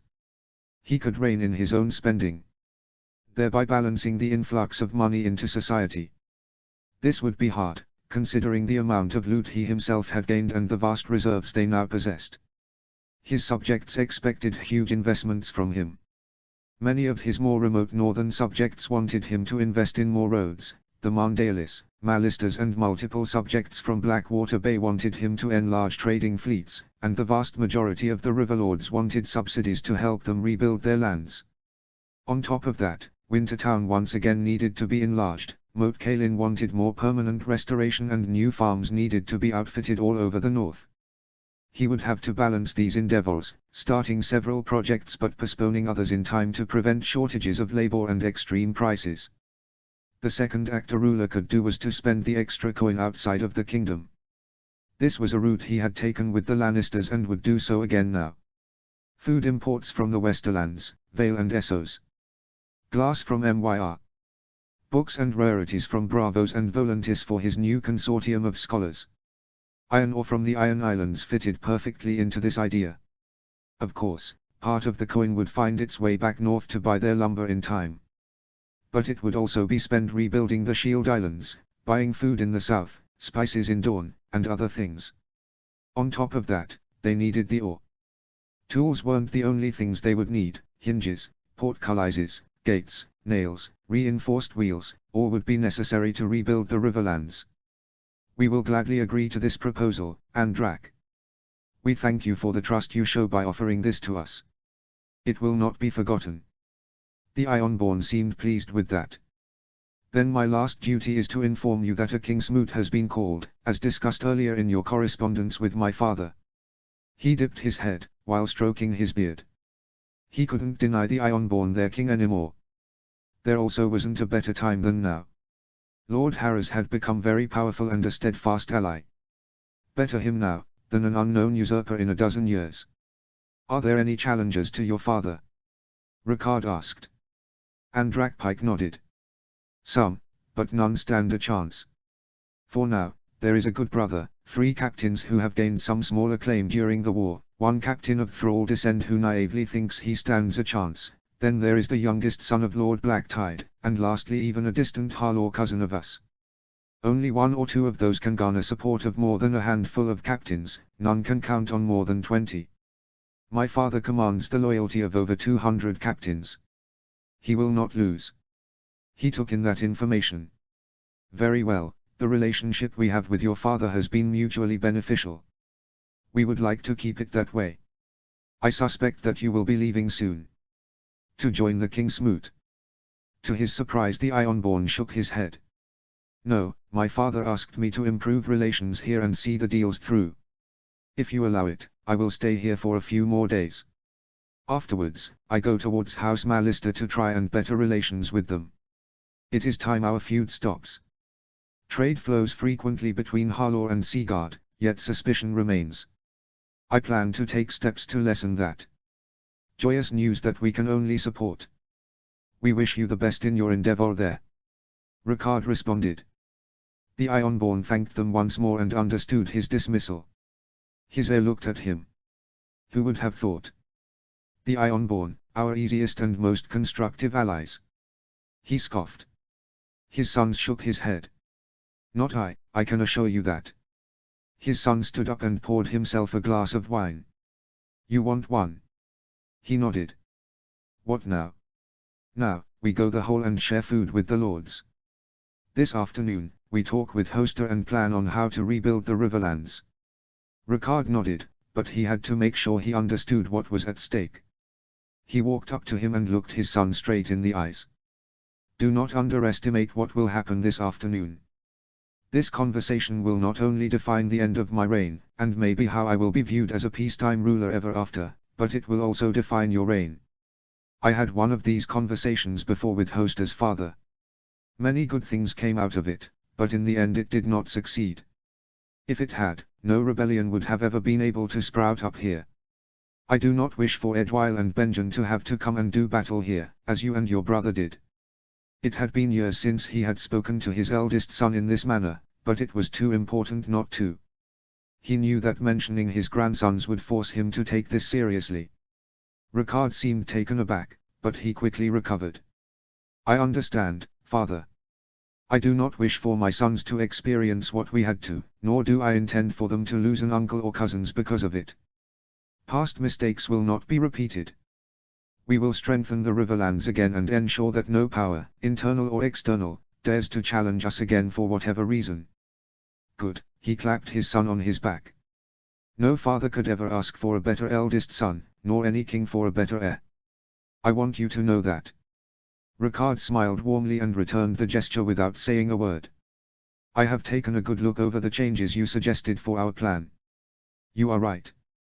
The newer generation of nobles, both in the north and the Riverlands, needs to be rewarded. You have agreed to some of them? His sons asked surprised. He shook his head. I agree to all of them. The list I will present to Hoster will include all your amendments. Last time, it took 27 years for the fallout of our decisions to become clear and revolts to arise. I doubt I will live that long. It is also your reign we shape today. You and your generation deserve to have a say in it, and to be rewarded for the effort you put into achieving its many possibilities. His heir looked perplexed, but his eyes shone with pride and determination. Thank you, father. You will not regret it. He laughed. Oh, my boy, I don't worry about that. Let's hope that you won't regret it. You'll have to live with it then. Ricard laughed at his jape and together they walked out. Sir Dickon Brune followed his son, and Sir Lionel Deddings himself. Silently, they walked to the Great Hall of Riverrun. A few hours later. Prince Ricard Stark. He entered River-on-Solar together with Hoster. They had hosted many of the younger lords and nobles together in the Great Hall, while his father had spent time with the older generations. They had discussed the situation in the Vale. Sir Allard Royce had started his march towards the Bloody Gate. A ceremonious affair, intending to show that he was not scared to return. Despite King Harold Arryn's misgivings on the subject, his good brother was intent on making his return akin to a victory parade. Nonetheless, Royce had sent most of his spoils by ship to Runestone. He wasn't stupid enough to tempt his greedy king that much, and many of his allies had done the same. After walking back from the Great Hall, he found himself in River-on-Solar again, which father often reminded him had belonged to his great-grandfather. His father stood at the head of the table, looking down at a map of the Riverlands spread out before him. It was marked with red ink, blighted fields, ruined bridges, burned villages. "The war is over," he began. "But our work is not." He looked at Hoster and tapped the map. "The damage done to your lands is extensive, even more so than after the Lannisters attacked. Then at least, parts of the Riverlands had been untouched like the lands of House Mallister. Now the damage is complete everywhere, especially in the south, around Blackwater Bay and on your personal lands and those of House Goodwood." His cousin nodded in agreement but remained silent. "A lot of loot has been garnered. We have sucked the Reach dry. In total, our forces looted around 4 million golden roses, as much as our allies from the Iron Isles, Stormlands and Vale together. The majority of this amount has been distributed among the lords, around 3/4 of it going to those north of the Neck relative to their strength in the army, and the rest to those south of it. Nonetheless, House Tully received a lot of coin, second only to the royal coffers. 300,000 gold pieces. The Lord of Riverrun confirmed. The throne got 500,000. He added. His father gave them a small smile. Knowing your numbers had always been important to him. Those 300,000 will need to suffice to rebuild your personal lands, as well as the minor damages done to those of Harrenhal. Hoster nodded once more. The Crown proposes to spend 1.5 million directly into the Riverlands and another 500,000 indirectly over the next 15 years. Now his cousin frowned. The war indemnity from the Reach is 3.5 million, of which you have already received 500,000. That would mean only half of it would be spent on the Riverlands, while you promised a greater share to help us rebuild. Besides, why spread it out over 15 years? I understand part of the indemnity will only arrive in the next couple of years, but would it not be better to invest as much as possible as soon as possible to revitalize the economy again? It's true that you would only receive half of the total sum. His father started his counter-argument. But you would receive the vast majority of the coin we have now. Of the total 4 million the Crown would gain, 750,000 would only come in after those 10 years. Wintertown needs to be expanded, the infrastructure in the north, especially the roads, need work and investments need to be made into our war fleet and the construction of a new trading fleet. I understand that, but I still don't understand or fully agree. Hoster countered. This was his time to jump in. The reason why we need to spread it out over time is because mass spending now would otherwise inflate prices for laborers, building materials and many other things. You are familiar with the concept the Maesters call inflation. His cousin inclined his head. On top of that, the Riverlands lack the manpower to conclude all the work during a short time. You have lost over 1 million of your citizens, and the population hadn't fully recovered everywhere from the population losses inflicted by the Lannisters. 30 years ago, the Riverlands sported a population of 4 million. If you add the other lands in the Crown lands and the Reach that have been added to your Lord Paramountcy, its population would have been around 5 million.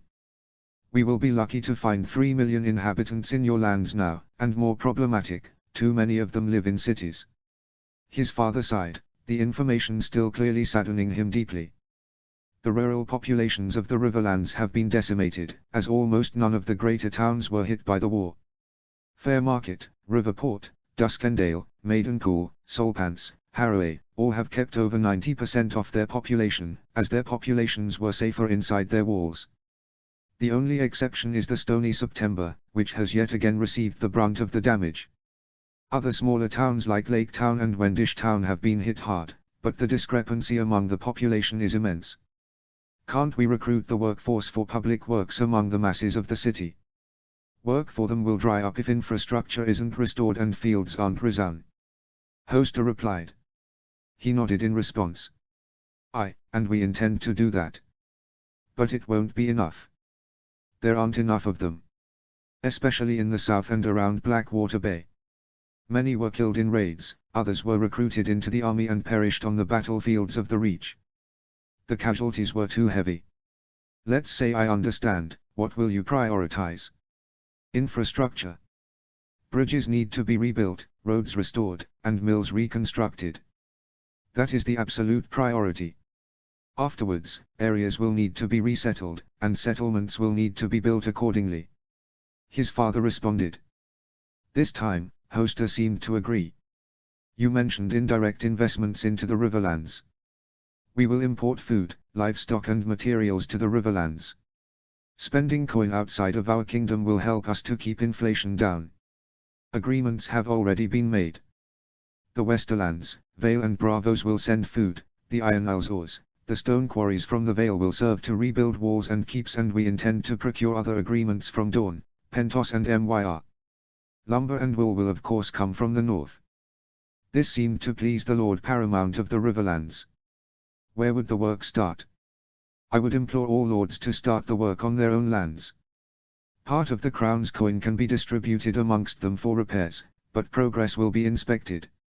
I would send groups of laborers to quickly restore all bridges first.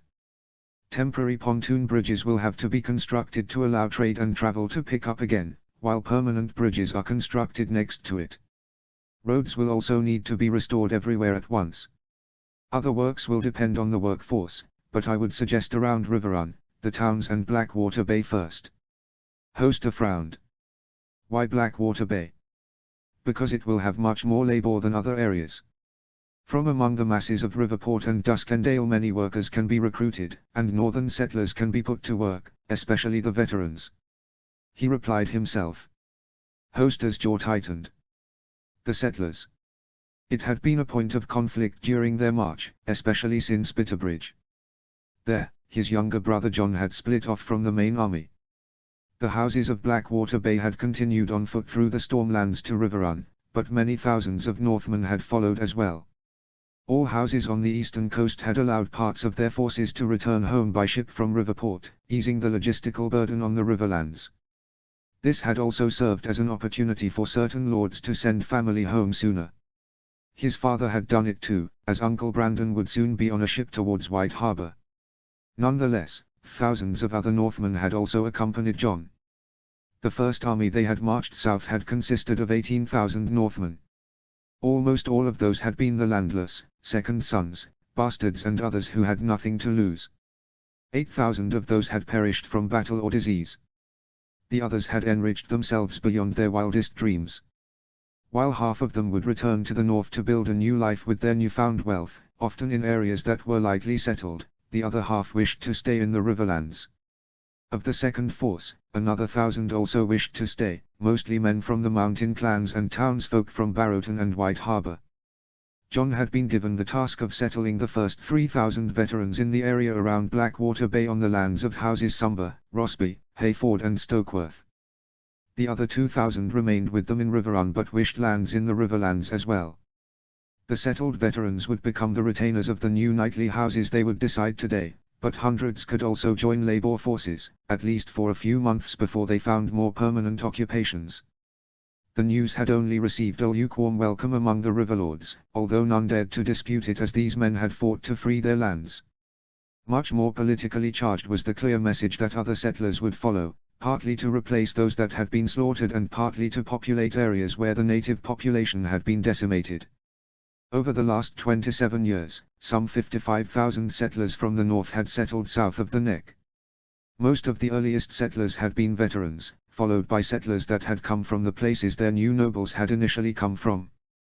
Later waves had mostly come from the Bight, and had included at least 1,507 believers from Mandaly lands which had moved to Riverport, but small groups from as far as Hornwood, the Dreadfort and even Carhold had occasionally sailed down.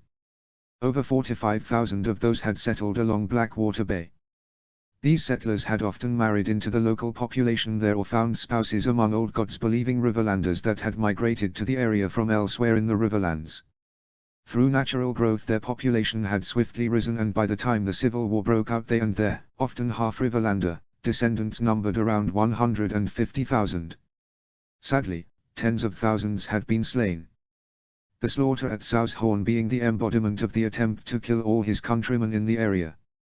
Over half of those living on the Hayford and Goodwood lands had been slain, while the populations on Blackwood and Rossby lands had also suffered significant casualties.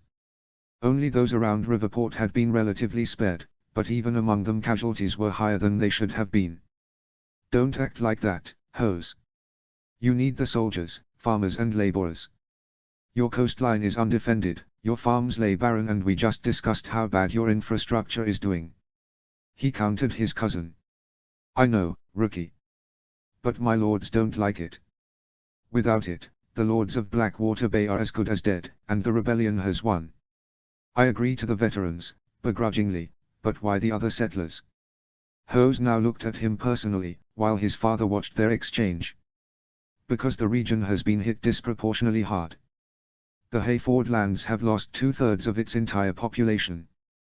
The Rossbys around half. You don't have small folk to spare in the rest of the Riverlands. Besides, it is clear that in low numbers this population won't survive. Their weakness will entice another revolt, which will surely be the end of them. Host aside. What numbers are we speaking of, and where?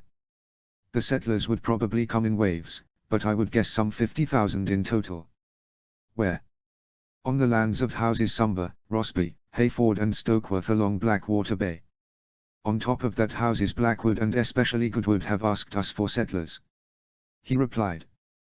The Lord of Riverrun turned to his king. You keep to the idea of giving Stokeworth to a Northman. His father nodded. And Rollingford to a Riverlander, as well as make sure that the spouse of the new Lady Parrell will be from the Riverlands. That seems fair to me. Hoster begrudgingly agreed. 50,000. How will you spread them around? Now he interjected again. An estimate. 2,000 to the Blackwood lands, 8,000 to the Goodwoods, 5,000 to the Sumbers and Rossbys, 10,000 to the Stokeworth and Hayford lands. Hose sighed once more, before nodding. But I want them to help rebuild all of Blackwater Bay, not just the areas of those northern houses. That includes the Rollingford lands. Agreed. His father concluded. He picked out a document.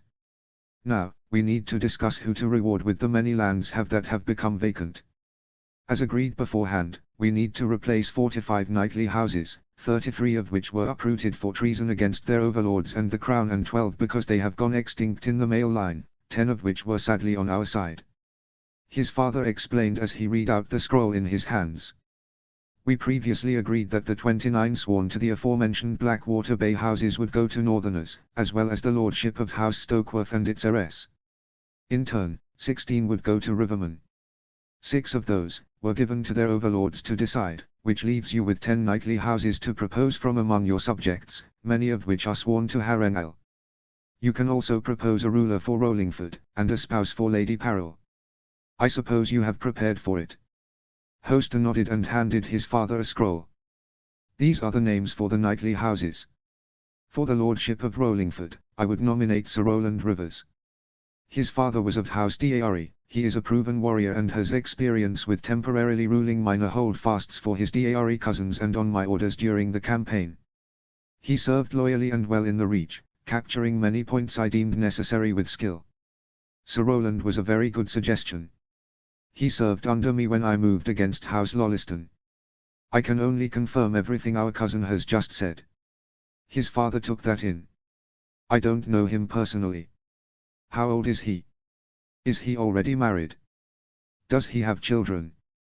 Hoster shook his head. He is in his mid-30s but has no wife or children. His father scratched his beard. That is ideal. If he is willing to make a marriage to a noblewoman from the area, then I have no objections. For Lady Parrell. His father continued, as he passed him the list with Hoster's recommendations. As a spouse for the young Lady Parrell I would suggest Sir Ormond Roger, a 25-year-old knight from a lesser branch of House Roger.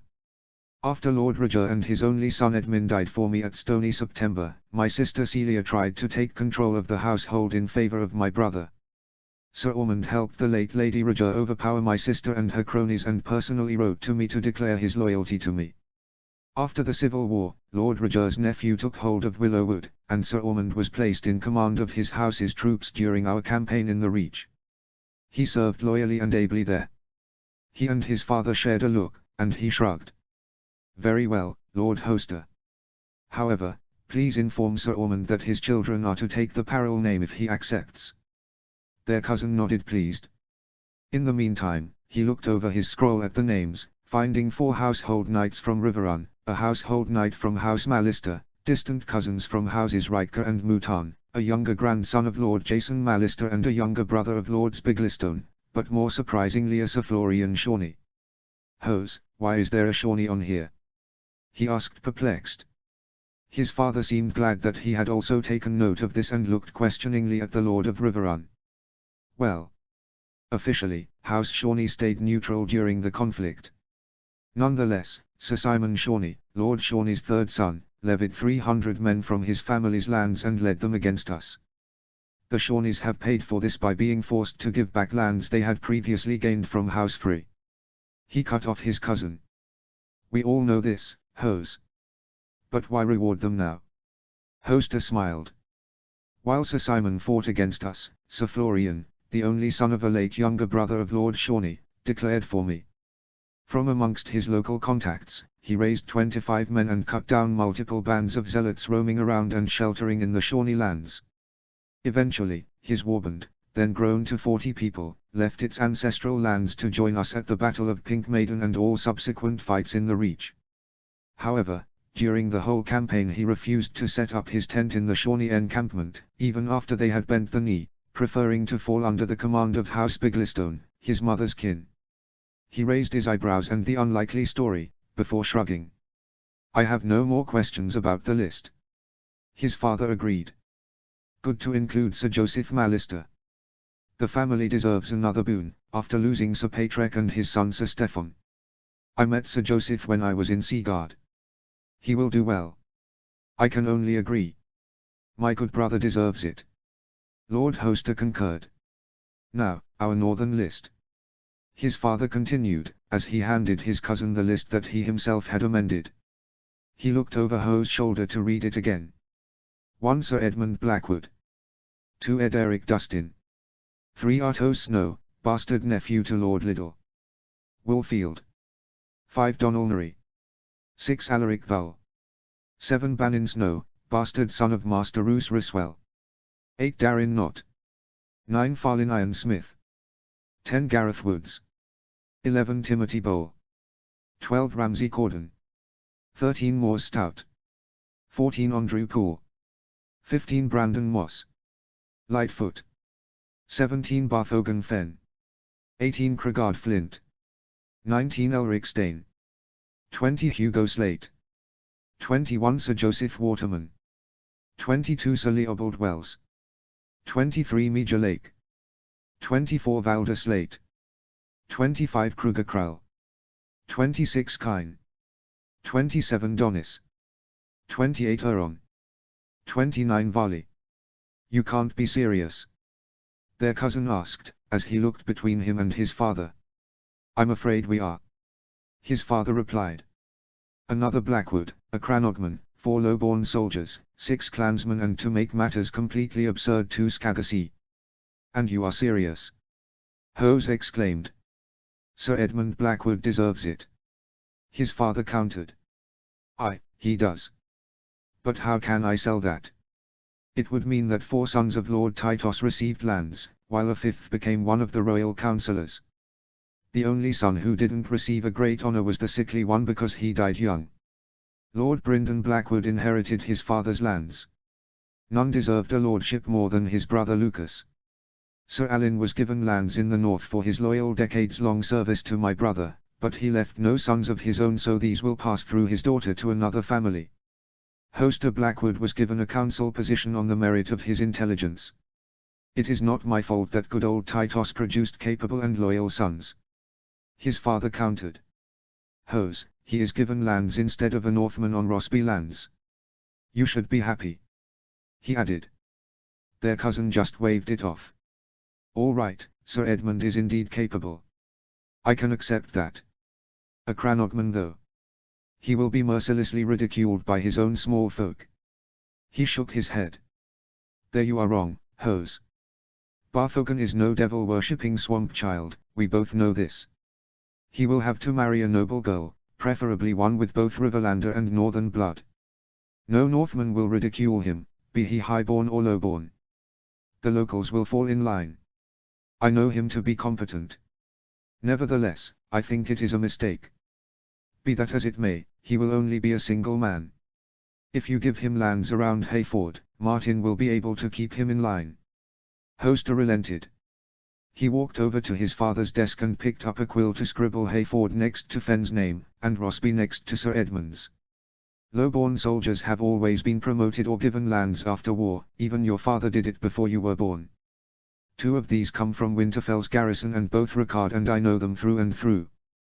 One comes from Barrowton on the recommendation of John, as he saved him from an arrow during a skirmish in the Reach. The 4th one was added by Rickon, he is an old companion of his that accompanied him to Essos. They stayed friends ever since, I know him to be loyal, steadfast and worthy." His father explained.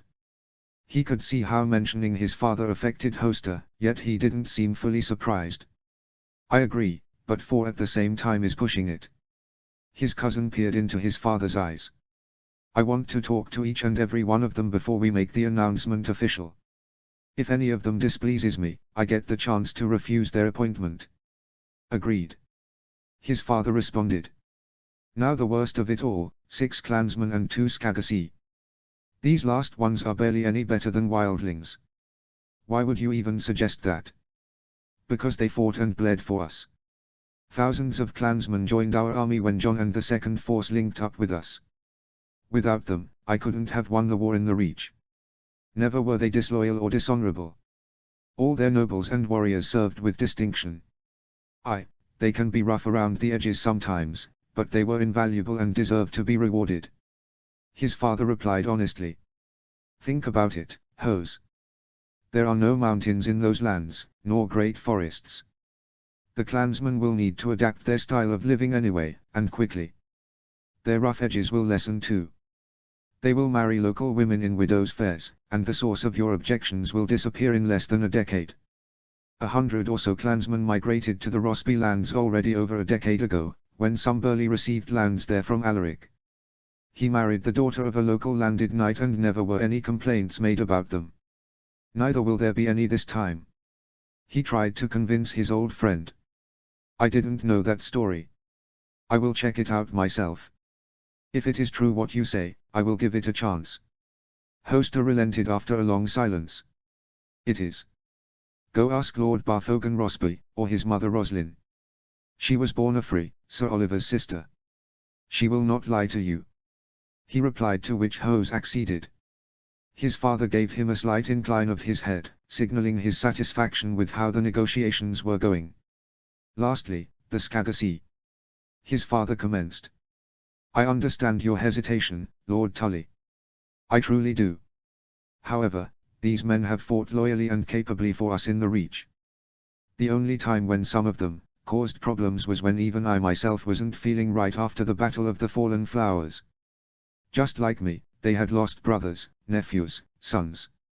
They did things I am not proud of, but never did they raise a hand against their own, or our allies.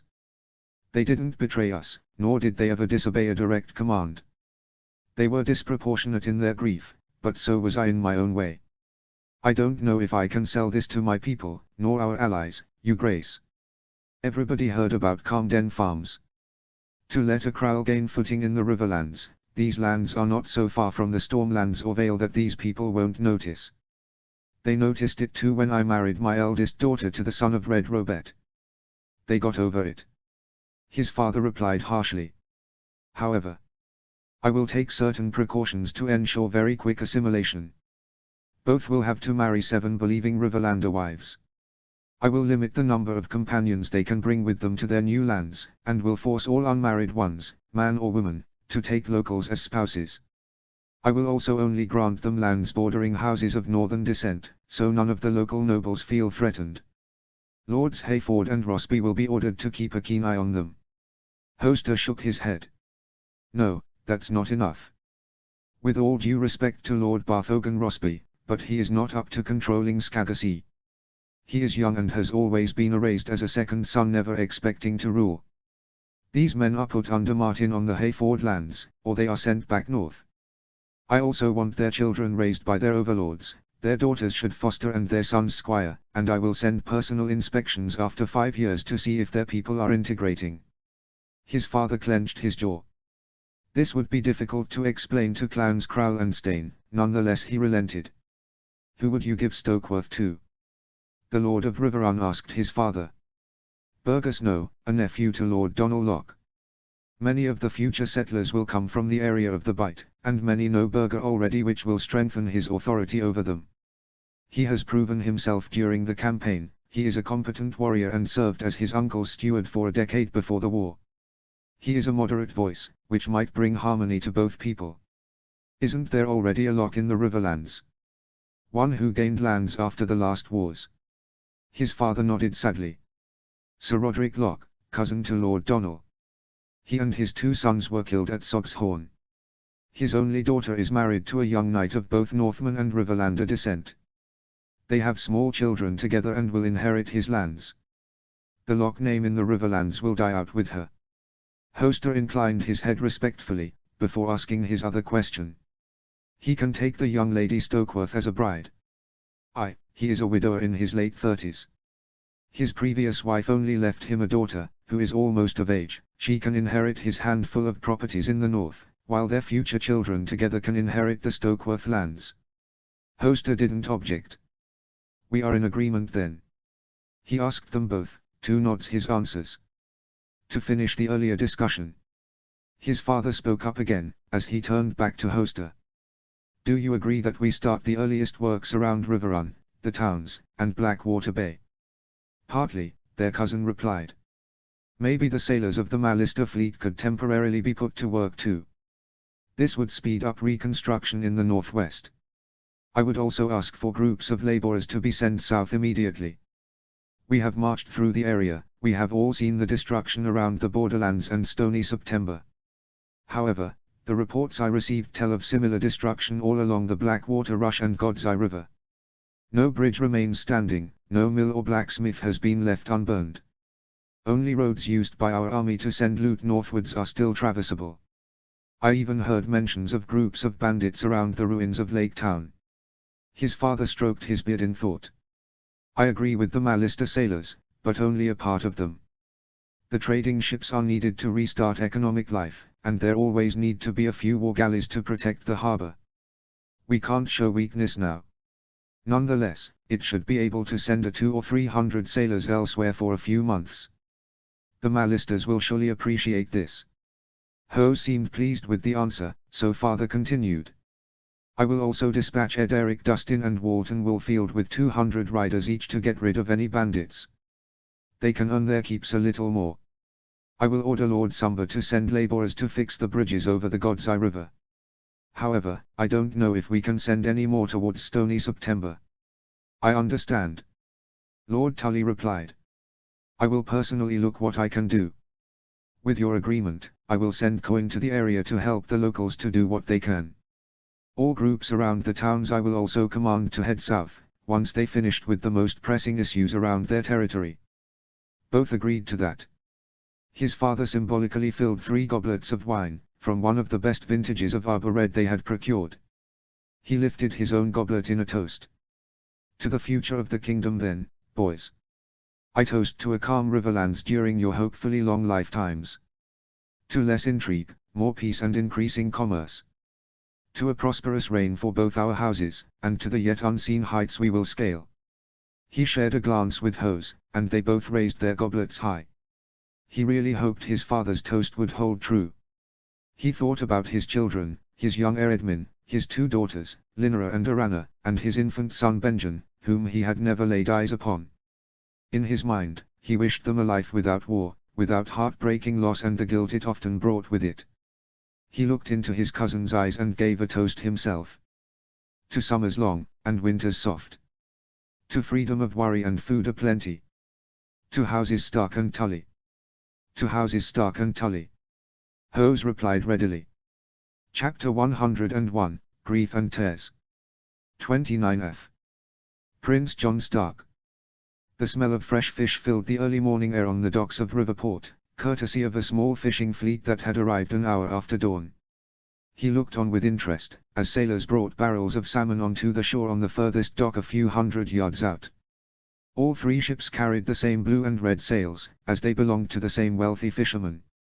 Sir Harlon Sumber had enthusiastically told him the story of this particular fishing fleet when they had seen the last of the ship's dock from inside the keep. The fleet was the property of a man named Walton Siren.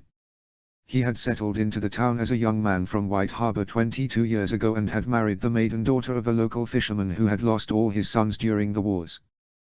The man had shown exceptional skill early on, and together with his good father he had built a name and a very successful business for himself. After the latter's death, his three sons had entered the business one by one and the family had become well known across Blackwater Bay. The three sons all captained their own ship now, as did Walton's two good sons, and the family had grown to become one of the richest in Riverport. When asked by Harlon's father what he would name his family, the man had said, "Call us the Sirens, as none of us can ever resist the beautiful call of the sea." The Siren family had become the paragon of northern integration in Riverport. Walton's children married into all different groups in the city, be it old gods-believing Northmen or Andal locals, giving them preferential business contracts with local traders and taverns to sell their wares. His youngest son had married the daughter of a wealthy farmer, and in summer the son often sailed back to White Harbor to trade both their produce and his father's salted fish for higher profit on its markets. He knew his father would be overjoyed by the story of the Siren family, and the many others here present. Northmen who had successfully made a life here in the south, integrating well without forgetting where they came from and contributing to both economies. The story fitted well into the purpose of his presence in this city.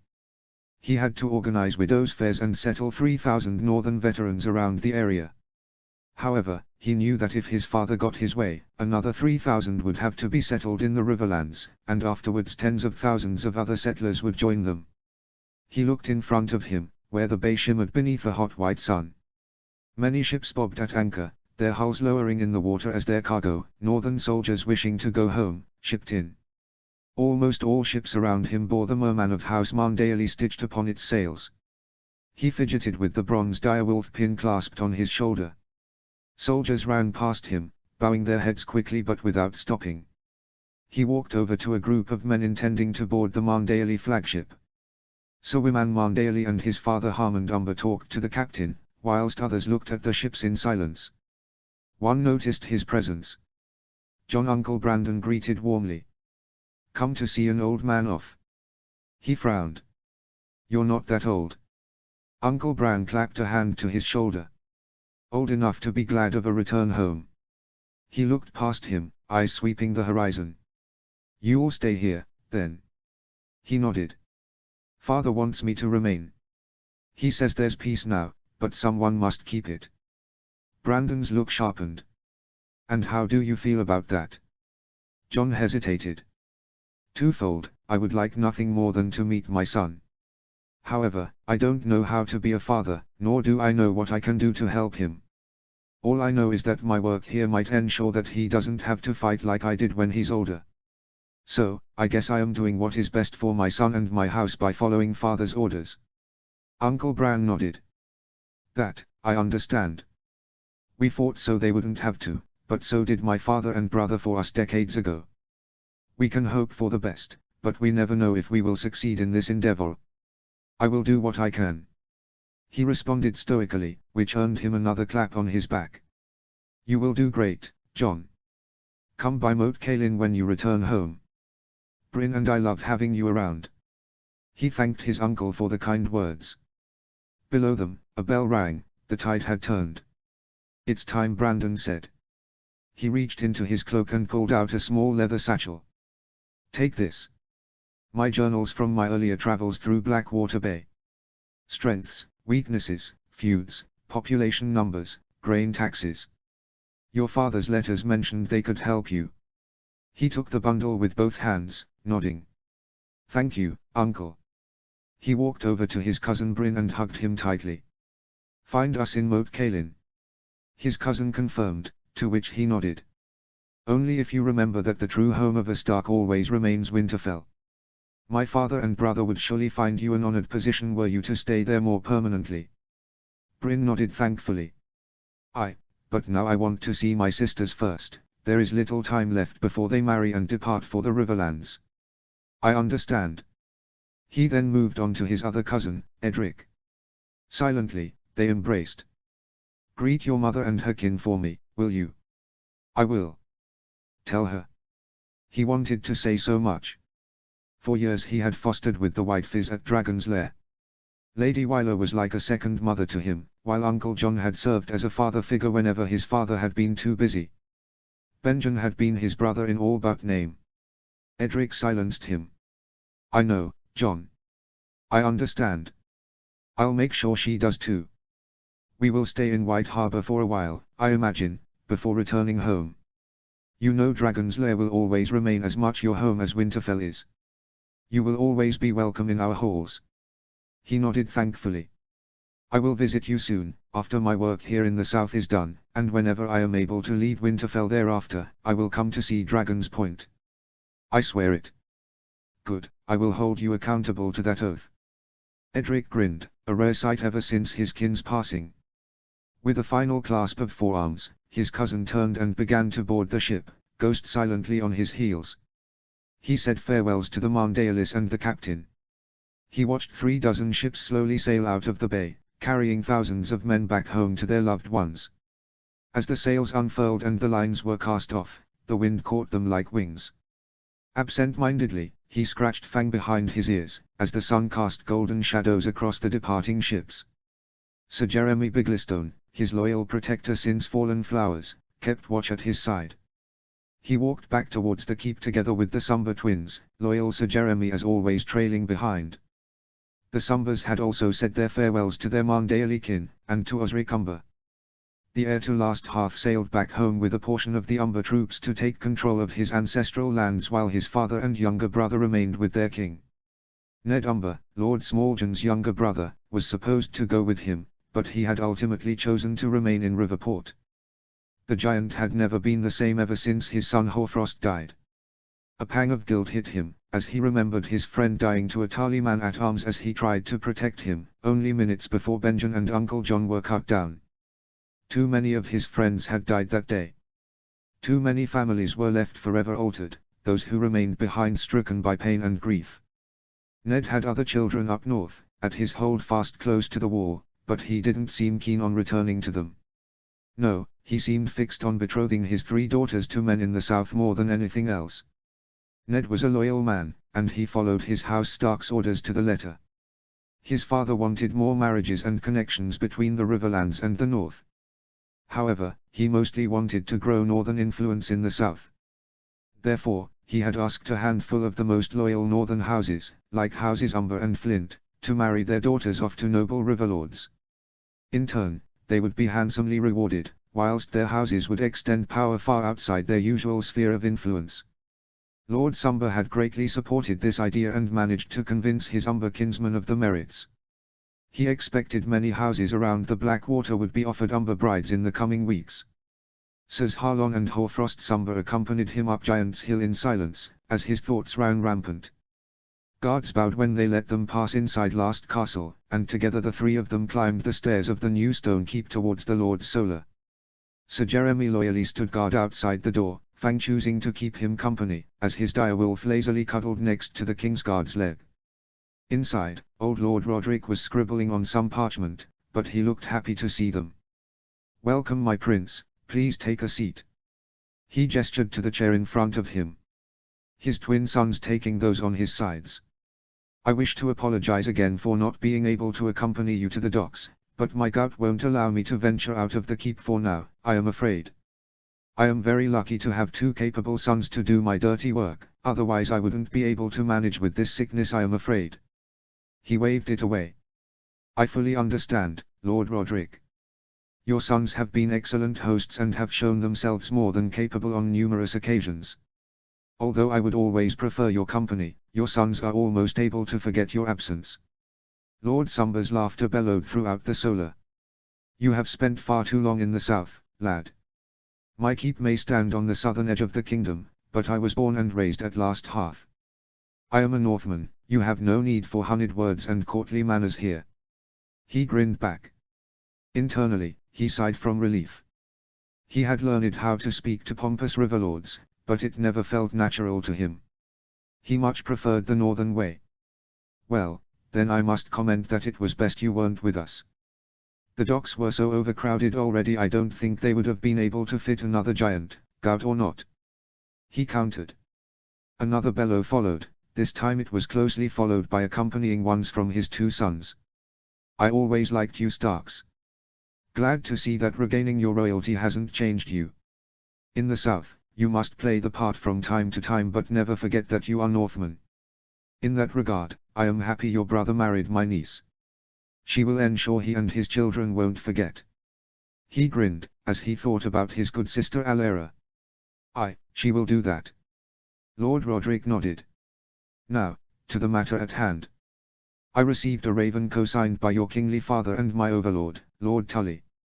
They instruct me to create groups of laborers to start reconstructing bridges on the Godseye River all the way to the Godseye itself, as well as mills and other infrastructure closer by.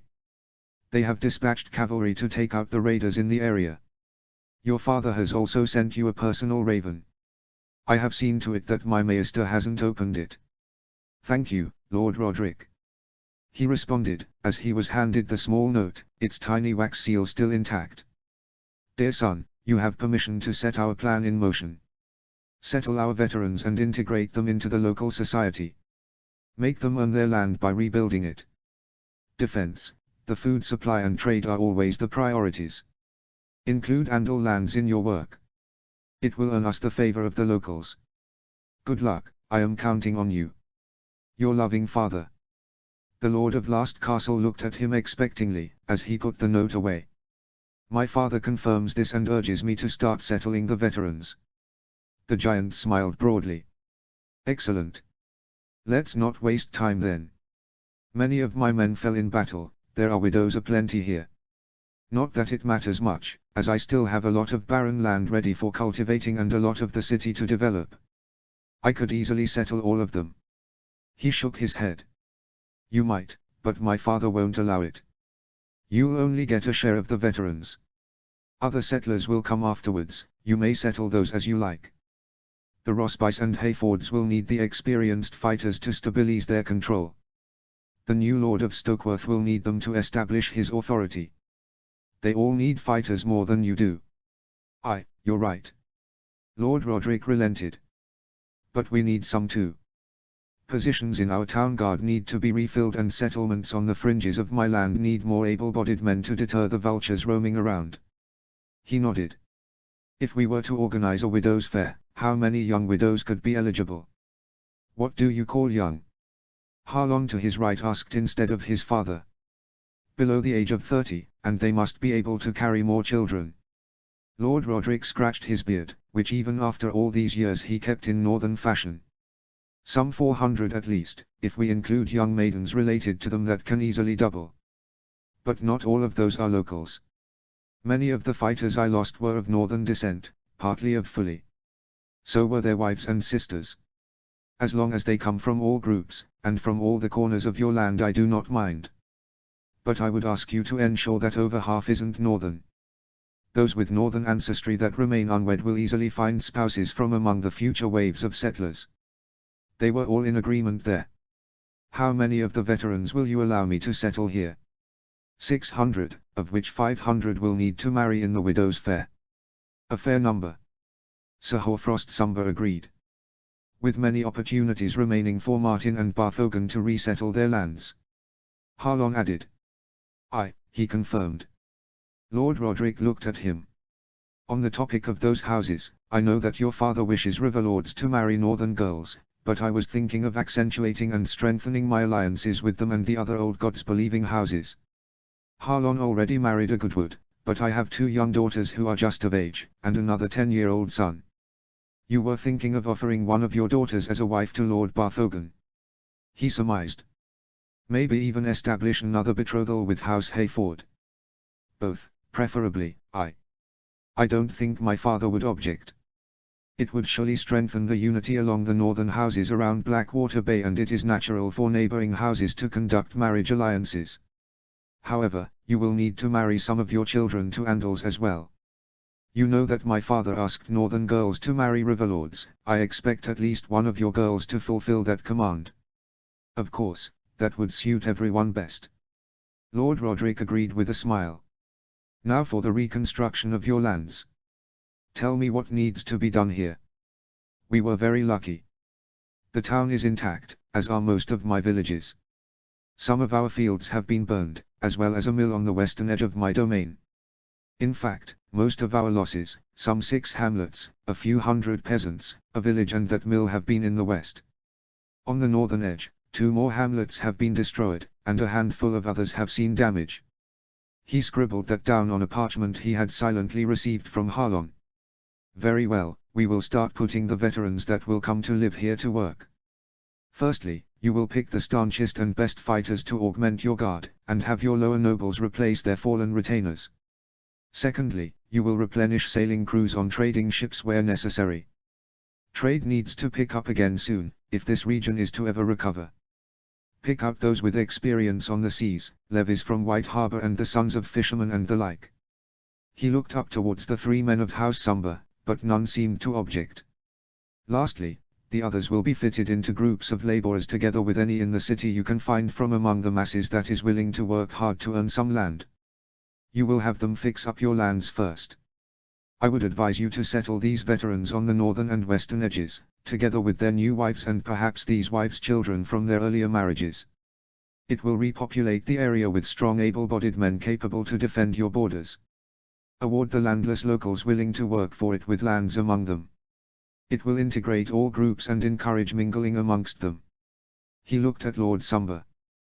The one weakness of your lands now is the division among your population groups. They are all loyal and you have cared for them well, but broadly with some exceptions you have an Andal urban population which intermixes with a minority of 7 believing northerners largely from White Harbour. Closely around it a ring of new farming communities comprising of Old Gods believing Northmen and some Old Gods believing Riverlords. Further back you have a small ring of intermixing, and the vast remainder of your lands are comprised of local Andal farmers.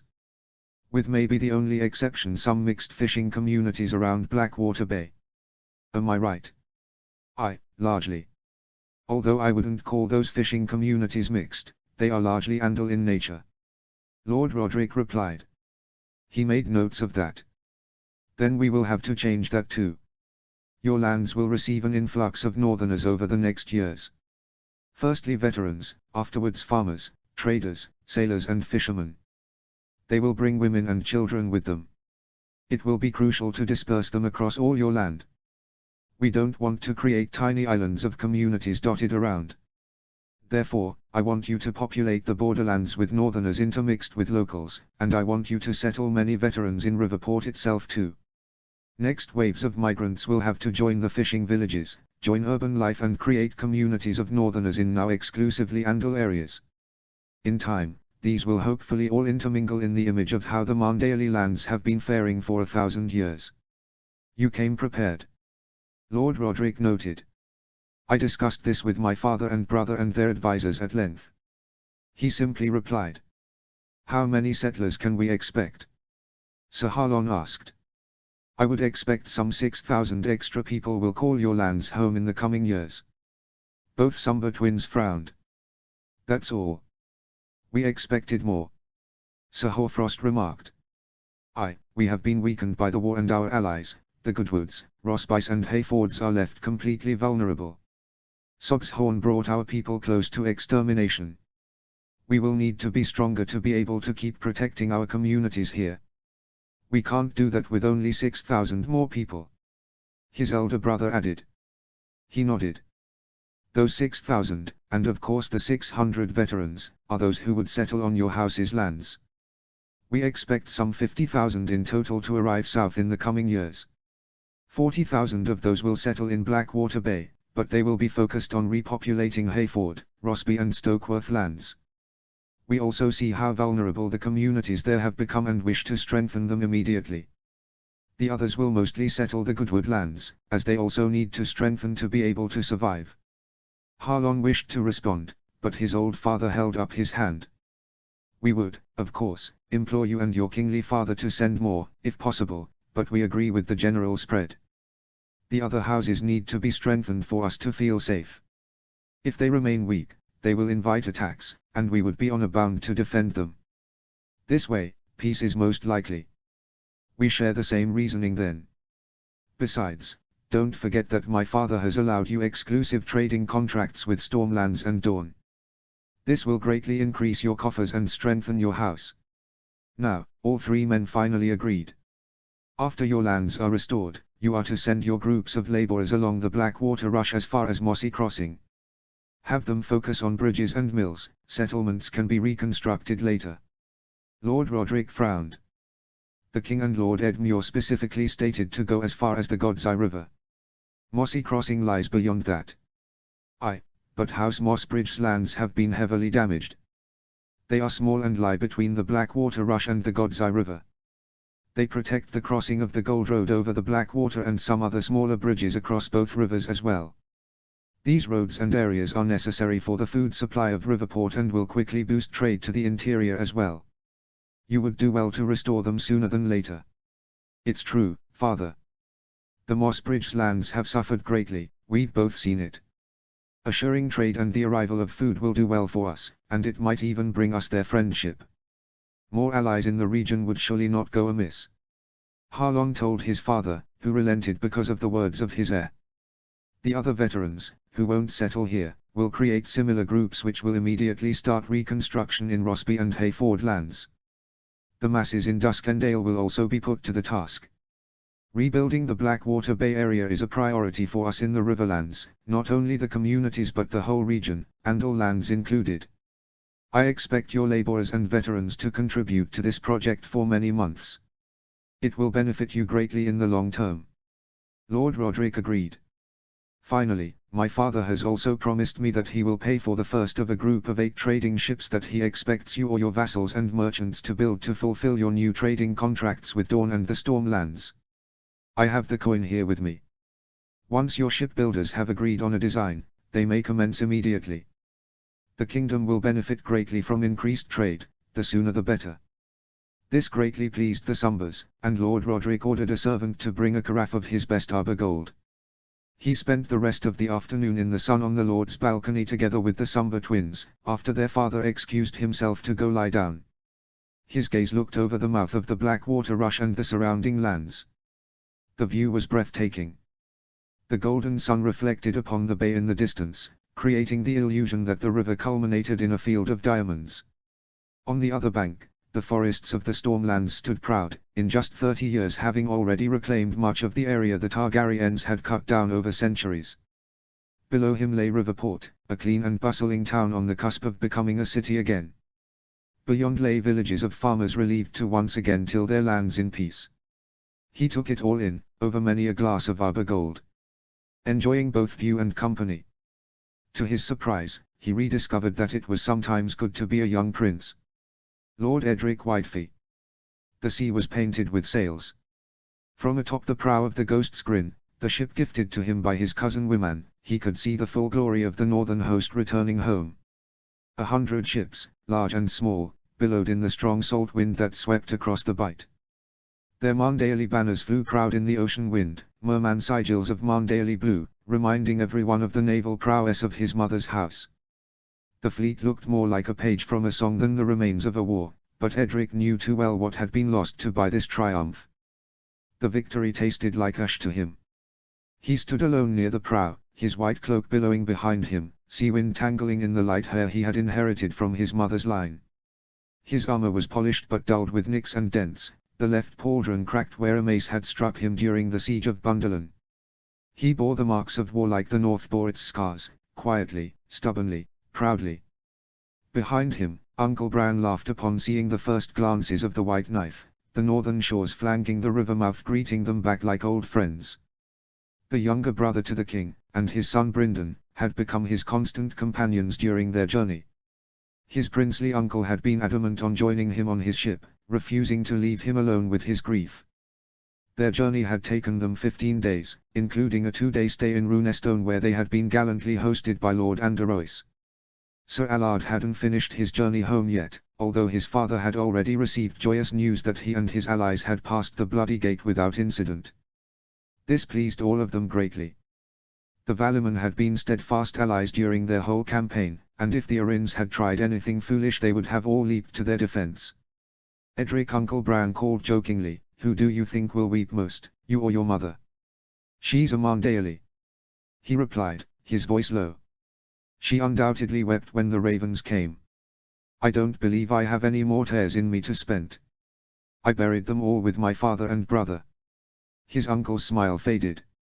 He gave a short nod and clasped his shoulder. No more needed saying. He hadn't wanted to be so harsh, but he was nervous to see his mother again. Besides, he would never joke about her tears. She had shed way too many already.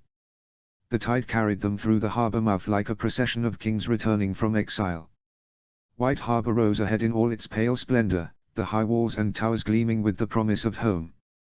The city bustled along the waterfront, its citizens crowded like gulls along the docks, spilling onto the stone piers and rope bridges. They had waited long for this sight, for the northern sons to return, part of them at least.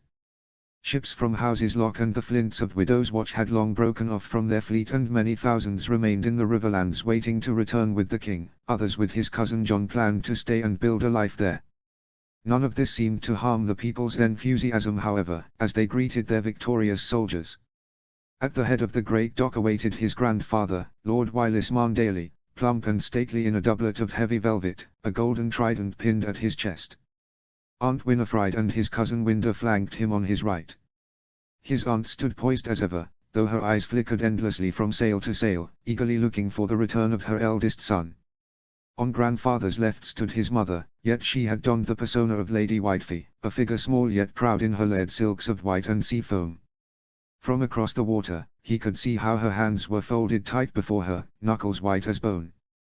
His heart nearly skipped a beat, as a wave of emotions welled over him at the sight of his mother.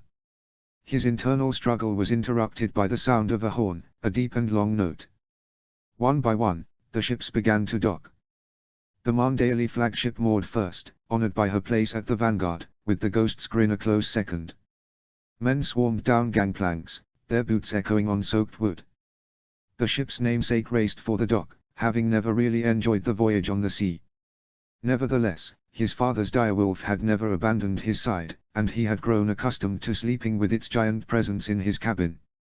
Ghost clearly wanted to go to mother, its tail waggling in the air, but still it waited for him to continue further towards the dock. He descended slowly, every step heavier than the last. In the distance on the shore lined ranks of cheering small folk and bent guards, old retainers and weeping maids, as they welcomed the arrivals of other ships. He paid them no mind. He only had eyes for the small woman in front of him. Wyler Whitefy did not wait for ceremony. She stepped forward with eyes wet and arms wide. He fell to his knees before her. "Mother." She cradled his face like he was a boy again, her fingers trembling as they swept the hair from his brow. Ghost hugged them both, licking his mother's cheek as she held on to him tightly. "You came home," she whispered. "You came back to me. I wrote to you that I would." His voice cracked. I had to. Without me all that father worked for would be gone." She kissed his brow, her tears warm as they hit his skin. He would be so proud.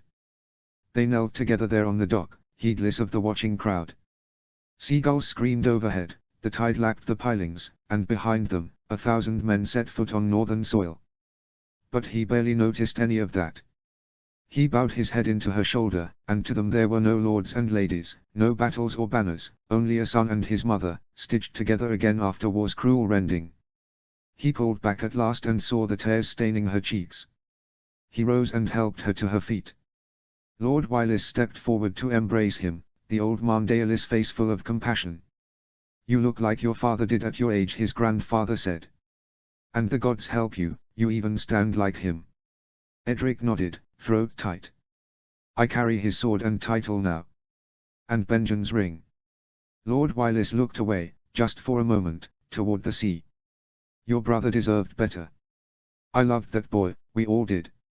Nonetheless, we have prayed numerous times to the gods, old and new, for your return. Tomorrow all septs in the city will sing praises to thank them for at least bringing you and women back to us. Thank you. He replied, and to his surprise he meant it. He had never cared for his mother's gods, but the gesture soothed him in some way.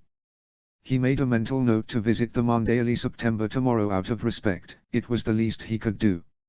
Aunt Winifred stepped forward and offered him a slender hand. Her pale blue eyes studying him like a scholar examines an old tome. She smiled softly. I never doubted you'd come back. I did, he replied. More times than I can count. She gave him a small, sad smile. Then thank the seven you were wrong. He smiled back at her, as she went back to her husband and sons. To his surprise, his wife stepped up from behind his aunt. Mara looked at him with a friendly, although guarded expression. She was tall, like her father and siblings, but still managed to hold herself with elegance. She wore a dress in the northern style, which combined the colors of her ancestral house and that of his own. But he didn't let the elegance fool him.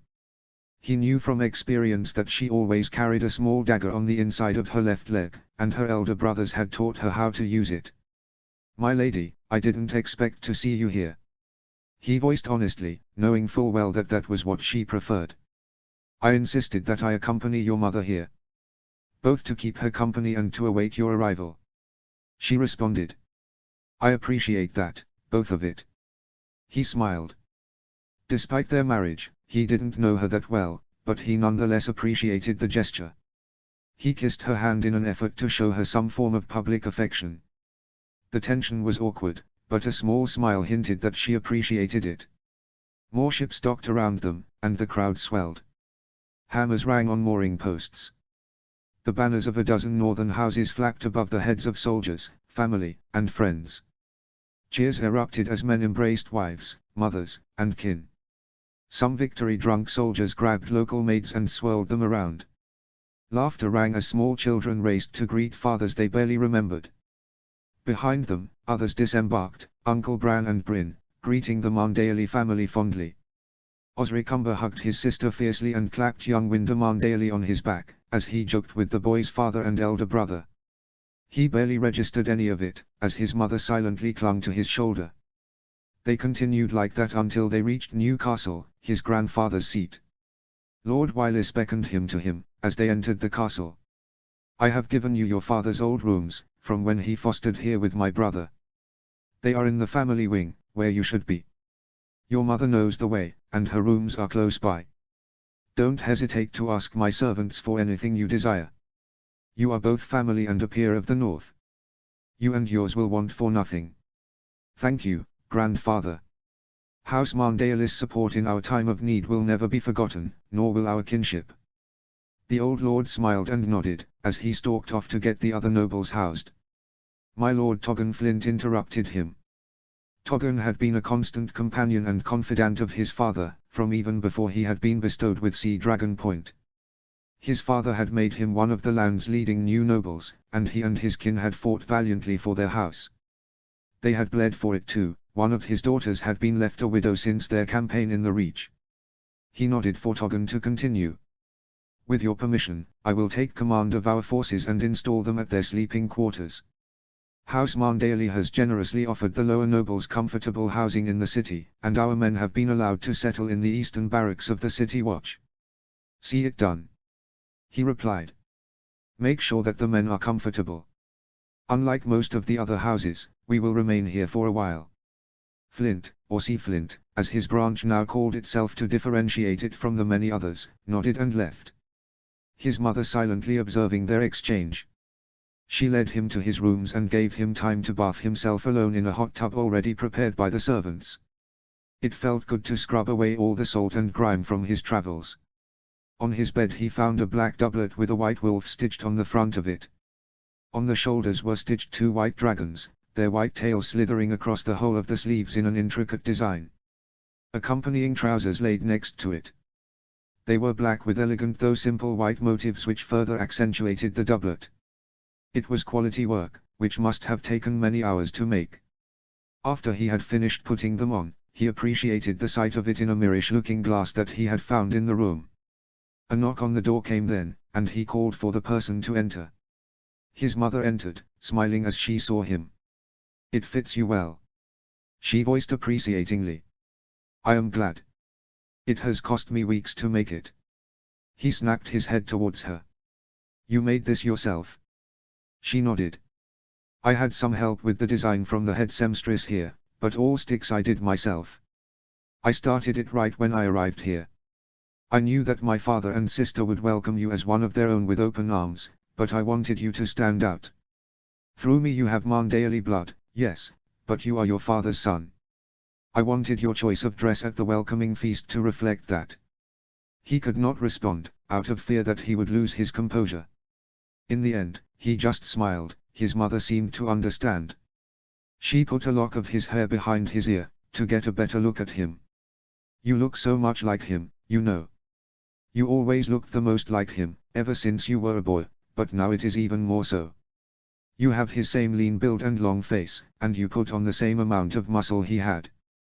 You even carry some of his often sullen demeanor, sadly, together with his sword. The only thing that separates you two is your lighter hair, and your eyes." She looked into his eyes. "When you were born your father had feared the reaction people would have when they saw your eyes. In a certain light, your father's eyes always carried a faint shade of indigo within them. I grew to love that color, long before you were born. In contrast to him, I loved that part of you from the moment you first opened them. You have that same shade within yours, only permanently. Inherited from the Dragon Lords." She nodded.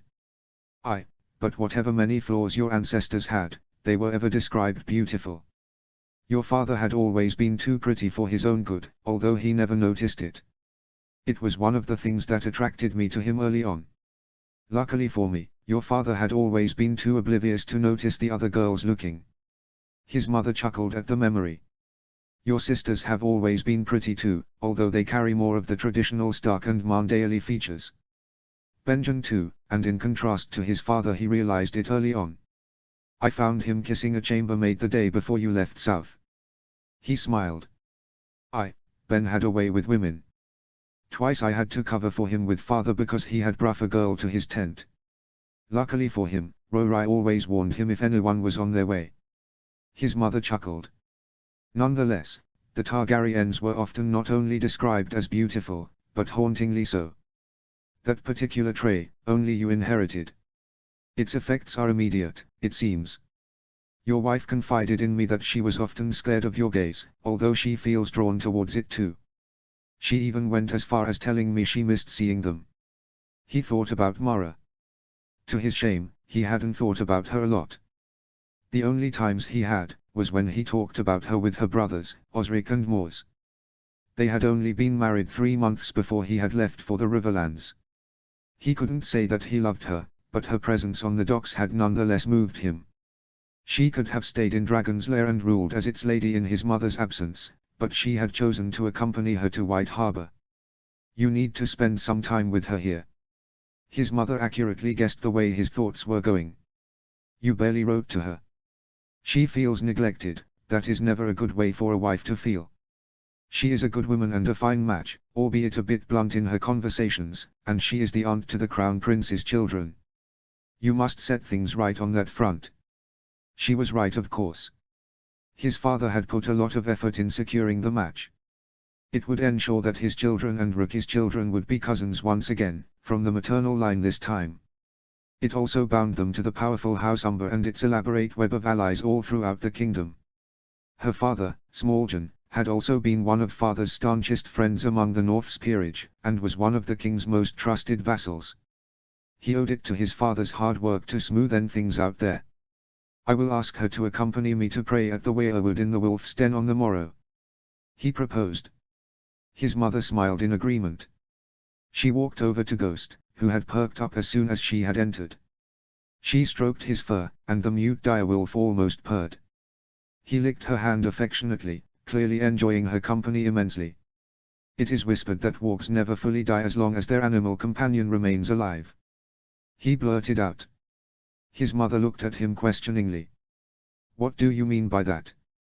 Some say that part of the warg lives on inside their companion animal, even after death. Rumors among the wildlings tell of animals recognizing people they have never seen before in their lives, or remembering paths to places they have never been, but their former host had. The king believes part of John remains inside of Ghost. Uncles Bran and Rickon do too. She looked at him in shock. She had of course known that his father had been a warg, he had told her so throughout the years and she had seen what he could do with Ghost, but this was clearly something she hadn't yet contemplated. She looked at Ghost for a long while, as its intelligent red eyes looked back at her. How does that work? Is he in there all the time, or only partly? No one really knows, but Maester Benedict tells of something vaguely mentioned in the most ancient texts of the Citadel. A warg looking, and finding, part of the spirit of a deceased warg inside his former companion's mind. Maester Benedict. He is the Grand Maester of the King's new order of the occult. The order that he has created out of former maesters from the Citadel to do research on ancient magic. I heard rumors about that. His mother responded. No rumors at all. When I left, they were doing research in Harrenhal, going through its library and studying the castle.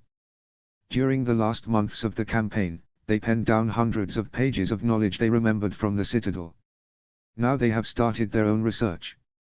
Benedict was planning on visiting not only Harrenhal, but Raventree, Riverrun and Dare too.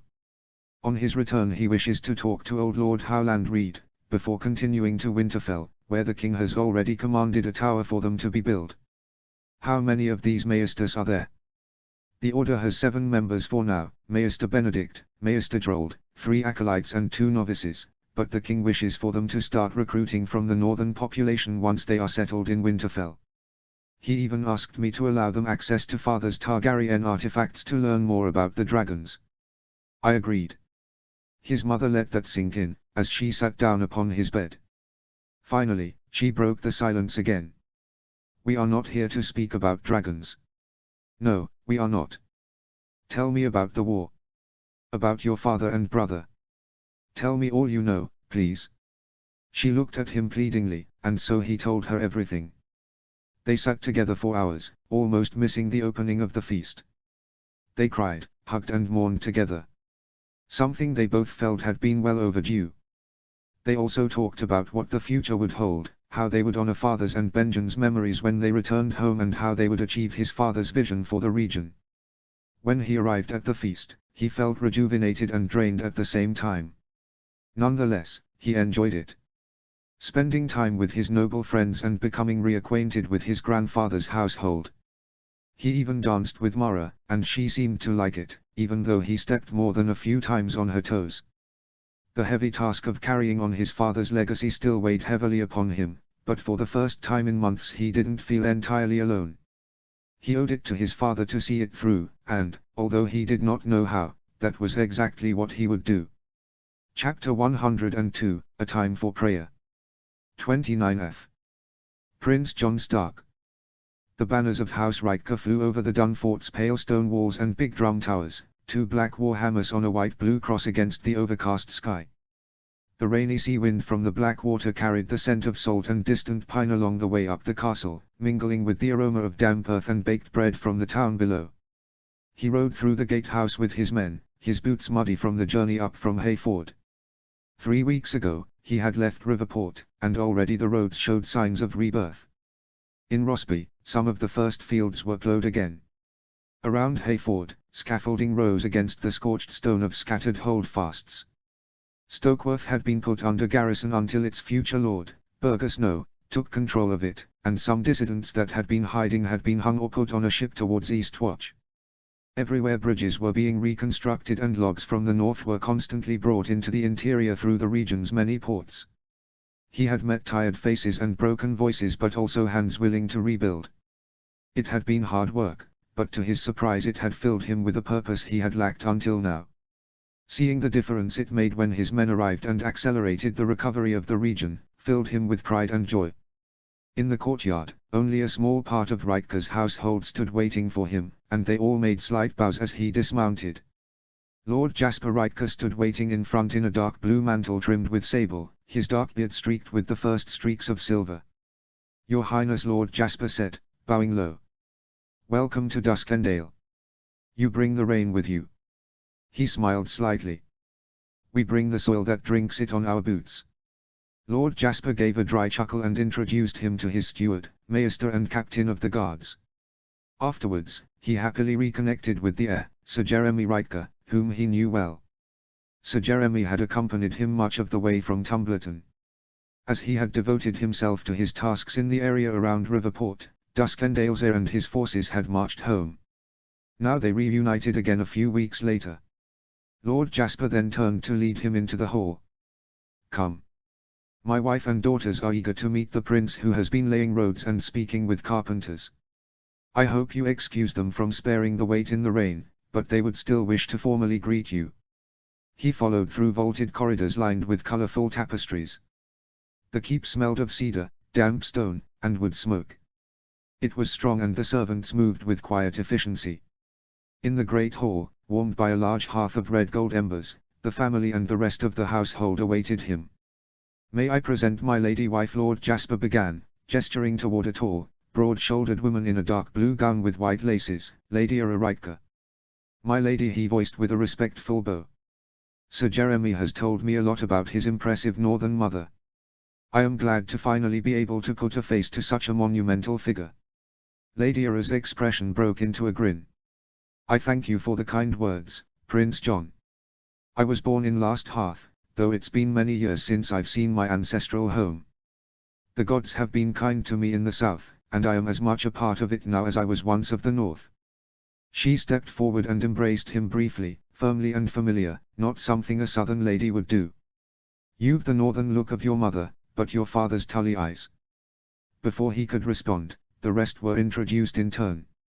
"My good daughter, Lady Alisanne, Jeremy's wife, formerly of House Blackwood." Alisanne, slender and dark-eyed, gave him a grave curtsy, her Blackwood heritage marked in her bearing, quiet, proud, and watchful. "It is a pleasure to finally meet you, my lady. Of you I have also heard many stories, only good ones of course." A small smile crept up upon her lips, as she bowed her head again in acknowledgement of his compliment. "And these are my 14-year-old daughters, Caitlin and Meredith." He turned to the last two with polite expectation. They stood side by side, both dressed in twilight blue, their long auburn hair falling in matching waves down their backs. It was clear they were twins, yet there the resemblance ended. Lady Caitlin's smile was pleasant, her posture poised, the air of a perfect courtier. Her sister, Lady Meredith, however, had something sharper about her, an arch to her brow, a smirk that played at the edge of her lips, and green-blue eyes that met his with unflinching interest. "My Prince," Meredith said with a slow curtsy, her voice low and confident. "You've come to pull stones from the sea, they say. Or lay new ones," he countered. Lady Caitlin laughed lightly, while Meredith gave a slow, considering smile that made him feel suddenly conscious of the dust on his boots. Both were only a few inches smaller than him, having inherited their mother's size, yet they both lacked her broad frame. He exchanged a few words, as he introduced some of his own companions, Sir Jeremy Biglestone, Sir Horfrust Sumber and Ned Umber. The latter two greeted their kin with typical Umber rowdiness. Theodore Flint, the last of his friend group that hadn't perished or sailed home, waited until they were done before introducing himself. He had been relieved when Lord Bim Flint's younger cousin chose to stay with him. The cousins had never gotten along well, and after the death of his uncle he had decided against accompanying his, now lordly, cousin back home again, choosing to join his entourage instead. He was just happy to have a friend left with him. After a while, servants brought them to their rooms to give them an opportunity to freshen up. Sir Jeremy, his loyal shadow, slept in an adjacent room to him, which was directly connected to his with an inside door. The others slept not far. After an hour or two, he found himself finally inside Lord Ryker's solar. "Take a seat, my prince. I have had fruits and fresh bread brought up, as well as a pincher of my best wine." He thanked the lord, as he sat down at the table. He grabbed a small slice of the same bread Sir Jeremy was eating and took a sip of wine afterwards. "Your son told many stories of the magnificent wine cellars of his home, and I see that he did not exaggerate. It is indeed excellent wine, Lord Jasper, I must compliment your exquisite taste. Lord Riker genuinely smiled at the comment. In the meantime, servants brought in a map of the surrounding lands. Lord Jasper gestured at a cluster of ruined hamlets bordering near the coast. This is where the rebel forces torched 3 fishing villages during the war, he explained. Their menfolk are dead or gone. The women and children who remain have come into Duskendale together with other refugees, crowding the lower city. They've no homes, no coin, and no work. He studied the map. We'll rebuild the piers. If they can fish, they can feed the city, and if not, we'll give them work to feed those breaking stone and laying roads northward towards Rook's Rest. That would take time, Sir Jeremy said cautiously. And silver? I have both, he replied, pulling a folded parchment from his belt. This is the disbursement of the Reach indemnity, allocated for the bay's recovery. Duskendale will have its share, so long as you employ the small folk first. Coin we have aplenty, but we lack manpower. Lord Jasper took the paper, studying the seals. It's more than fair. There are many in the lower city who would be eager to serve for a good wage. Some have come from the countryside and lost all they hold dear. Others have grown up here, looking to make a living after I disbanded my Levi. We will employ them all. Bridges need to be rebuilt, fields resown and roads cleared. I would ask your help in organizing groups of laborers. He responded. Most will initially take care of the needs on your own lands, but I want 100 men sent to the lands of House Stokeworth as soon as possible. Their needs far exceed your own. For Duskendale to prosper, its hinterlands and neighbors need to prosper too. Both Rikers quickly agreed. How many workers do you think we could amass? He asked them. Sir Jeremy shrugged. A lot, at least 600 if we have the coin and materials to equip them. Probably more. His father confirmed this. This took him aback. So many. It was a welcome change of pace, after weeks of scrambling together even a dozen men. Yes, our walls remain untouched, and most damage inside the city or on the docks has long been restored. I would even prefer it if more of them left, if only temporarily. Those men are restless and bored, fights and disturbances are ever increasing. In time, with our loot and the funds the Crown promised us, we will expand our trading fleet and many will find jobs there. But it will take time for the necessary lumber to travel down and for our shipbuilders to perform their craft. Better to have them away for a time, at least 800 of them. He nodded in agreement to his assessment of the situation. Would any of you object against sending more to help Rosby out as well then? None did. Very well, House Stark thanks you for your leniency. I would propose that 500 work your own lands, restoring holdfasts, hamlets and villages, sowing abandoned fields and rebuilding mills. Maybe some could even find a future with the local widows there and repopulate the countryside. Good idea, Sir Jeremy replied. As long as it concerns our people I do not object. His father confirmed. The message was clear, he would do all he could to help but would not accept new northern settlers. Nonetheless, the Rikers had dozens of Northmen serving in their city watch and household guard, courtesy of Lord Jasper's lady wife. Yet, they all seemed integrated well into the local population inside the town and not numerous enough to cause him problems. The other 300 will be sent to Stokeworth and Rosby in smaller groups to aid their efforts. Those will be away the longest, probably taking months before returning to Duskendale. This way, not all laborers return at once, giving you the ability to outfit your ships one by one. Once again, the Rikers seemed glad to agree. Never had he expected all of this to go so easily.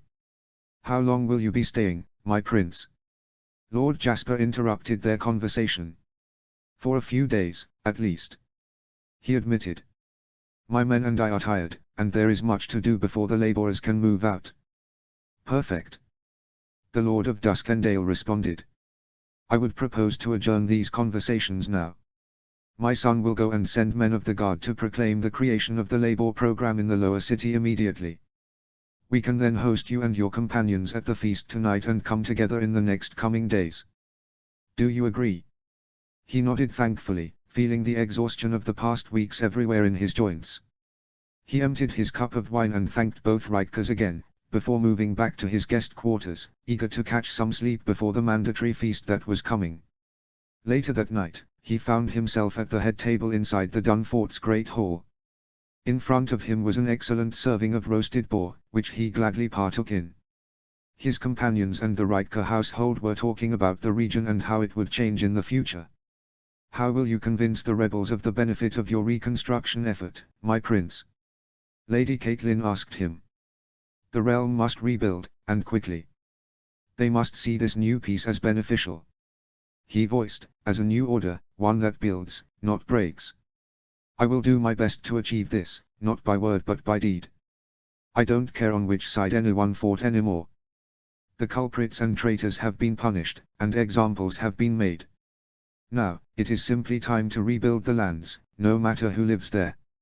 As the discussion continued, he found his gaze drifting now and again to Lady Meredith. She spoke rarely, letting her sister answer most questions. But when she did, her words were precise and sharp, about the salt tax along the Bay Road, or the lack of midwives in the outer hamlets. She was watching the world, he realized. And she saw more than she let on. She saw him looking and addressed him. "Most young lords come south full of fire and dreams of glory. You come speaking of roads and grain. That's rare."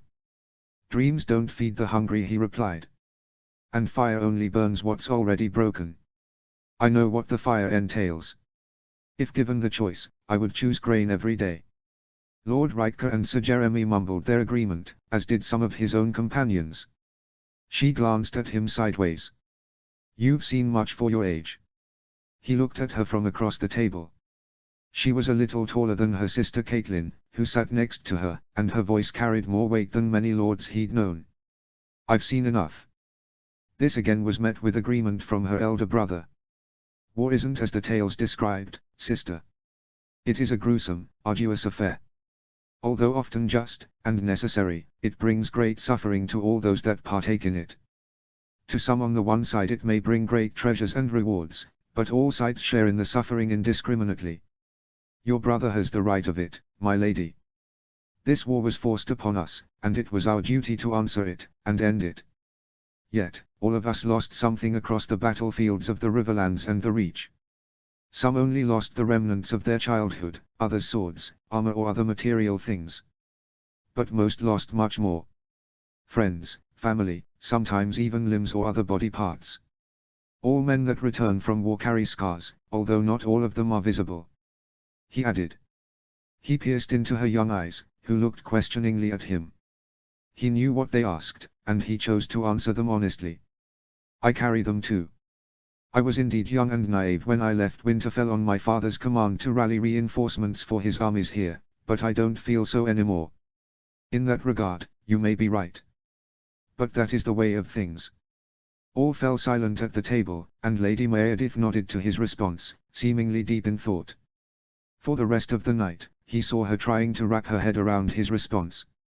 At the same time, Lady Wyler Whitefee. She sat in the godswood of the wolf's den in front of the heart tree, stroking Ghost's fur absent-mindedly in the cold evening air. The direwolf loved to be here and rest in the calm, and tonight she had chosen to relish in that feeling. Edric had gone for an evening ride together with Marna along the White Knife, and had ordered Ghost to keep her company, an order the direwolf seemed eager to obey. Ever since John's former companion had returned, he had loved spending time with her, only leaving her to accompany her son around the city. Such affection the direwolf had only shown her a few times before in her lifetime, when she had been pregnant with her children. Why his behavior had changed so much, she could not say. Direwolves were incredibly intelligent creatures, maybe he felt hurt for the loss of his master and her presence reminded him of John. Maybe, he believed the best way to honor John would be to protect both her and Edric. Or maybe her son was right, and a part of her husband lived on in the majestic white animal laying to her side. Maybe John wanted to spend time with her in the only way still viable to him. There was no way of knowing. Whereas the other direwolves could communicate fairly clearly through sounds, howls and whines, Ghost was mute. He could only show affection by licking and cuddling her and use his powerful body to gently nudge her away from danger or in the direction he wanted to go. Nonetheless, his red eyes betrayed an intellect she had never seen in any other animal before, save for his siblings and their kin. Oftentimes, she could swear she understood what they meant, pleading or showing devotion. but she would never discern why he felt that way. What went on behind that scarlet gaze? Nonetheless, Ghost's presence had had a profound effect on her. She felt calmer, less burdened. Edric had often found her napping in his presence as of late, finally achieving peaceful, dreamless sleep. She felt safe again too, the direwolf's protection a return to something she had gotten used to for 2.5 decades. Yet, it was also different.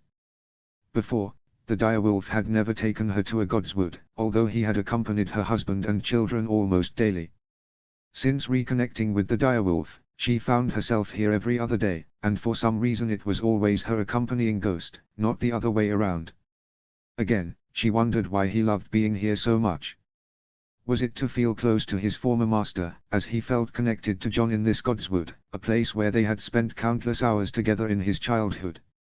Or was it a part of her husband, continuing his human habits in direwolf form? She had been coming to grasp that she would likely never know the answer to her questions, and for some reason that gave her peace. She would always wonder, of course, but it was a way for her to mourn her husband without having to ever fully let go of John. She had found a way to feel close to him that wouldn't be a burden on her son or his reign. She would cherish that forever. Others had noticed though, her sister had jokingly asked her if her time at Sea Dragon Point had converted her, calling her more pious than their childhood Septa. To her surprise she didn't know the answer to that. She still lighted candles in the September, but it felt more like a habit, as if she was going through the motions instead of asking the gods for guidance. In the godswood she felt at ease, more grounded. At first, she had spent most of her time thinking, looking around and studying the trees, birds and even Ghost. More recently, she felt herself drawn to the heart tree, studying its sad face and wishing for a good future for her son, daughters and their children. She once again studied the huge weirwood, following its limbs as they passed through windows and walls of the fortress that had once been erected by a stark king called John. It was curious, how sometimes history had a certain irony to it. She scratched Ghost behind his ear, her mind wandering to a place it had been going more frequently to these past days. Old gods, I do not know your motivations for taking my husband and youngest son from me, but I beg you give me a way to reconnect with them in time. Not now, Edric still has need of me, but once he has been established, I would want nothing more than to be reunited with them. Please grant me this one wish, for all that I have already suffered. The red leaves rustled around her, but no real answer came. She could only pray that it had been enough. 2 days later. Prince John Stark. The stone paths of the Dunfort's small godswood were dappled with dying sunlight and the drifting red leaves of the single weirwood tree that stood at its heart. It was not large, nowhere near the ancient groves he was so used to in the north, but the white bark shimmered like bone in the evening light, and the carved face in its trunk wept slow, steady tears of sap. He had come alone after supper, needing air, thought, and silence. He had walked the bailey until the torches were lit, and the stewards had retired. Yet still, sleep felt far off. The last of the meetings with Lord Jasper and his council had gone well. Coin and logs were flowing south, labor was being organized, and for once the talk around a table had been of roof beams and barrels, not war and destruction. But the peace was unsettling, too. Stillness made space for thoughts he'd long kept buried. Thoughts about his lost wife, the son he had never met and of friends and family lost in the war. He stood before the weirwood now, hands clasped behind his back, gazing up at its mournful face. The gods had been quiet during the war. Or perhaps they had been watching, but unmoved. They had not spoken to him when Uncle John and Benjen had been slain, although his Karstark cousins told him they had clearly intervened by saving him from the same fate. It was a strange thought, which didn't help with his already existing feelings of guilt. Why save him and not them? The face in front of him did not reply, but its presence gave him a sense of peace nonetheless, weirwoods always did. You visit the gods at dusk, too. Someone interrupted him. He turned at the sound of her voice. Lady Meredith Riker stood just within the grove, cloaked in dark green, her hair unbound and catching the last gold light of day. Her feet made no sound as she crossed the soft earth toward him. You startled me, he admitted. That's a poor skill for a prince, she teased. Someone might take advantage. He gave a faint smile. If someone tried, I expect it might be you. I would succeed, she replied, entirely without irony. He shrugged. If you had been a treat, Fang would have intercepted you before you ever came this close. As on cue, his now 7-foot direwolf appeared from behind the foliage. His composure was eerily calm. He sniffed the young lady for a short second, before trotting to his side. Lady Meredith looked startled, but she waited to answer until Fang had left her. That was not very princely of you. He nodded apologetically, after which she added more gently, may I join you? He nodded. It's your family's godswood. She stepped beside him, folding her hands. For a while, they stood in silence, watching the carved face and its red mane that waved in the wind. I didn't know you prayed to the old gods, he said at last. Neither do most people, she replied. My father and siblings keep to the 7. But my mother is an Umber. She prays here when she can.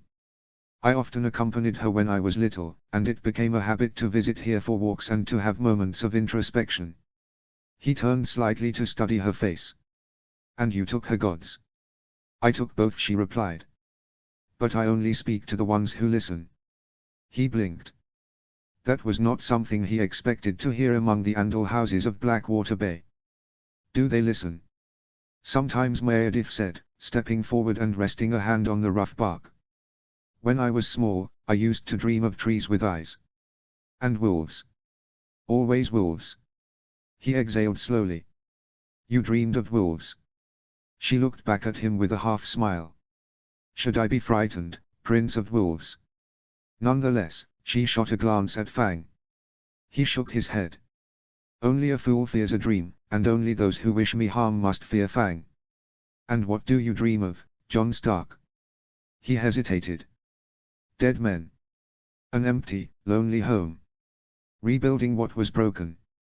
Both the past and the future, then she replied. He nodded.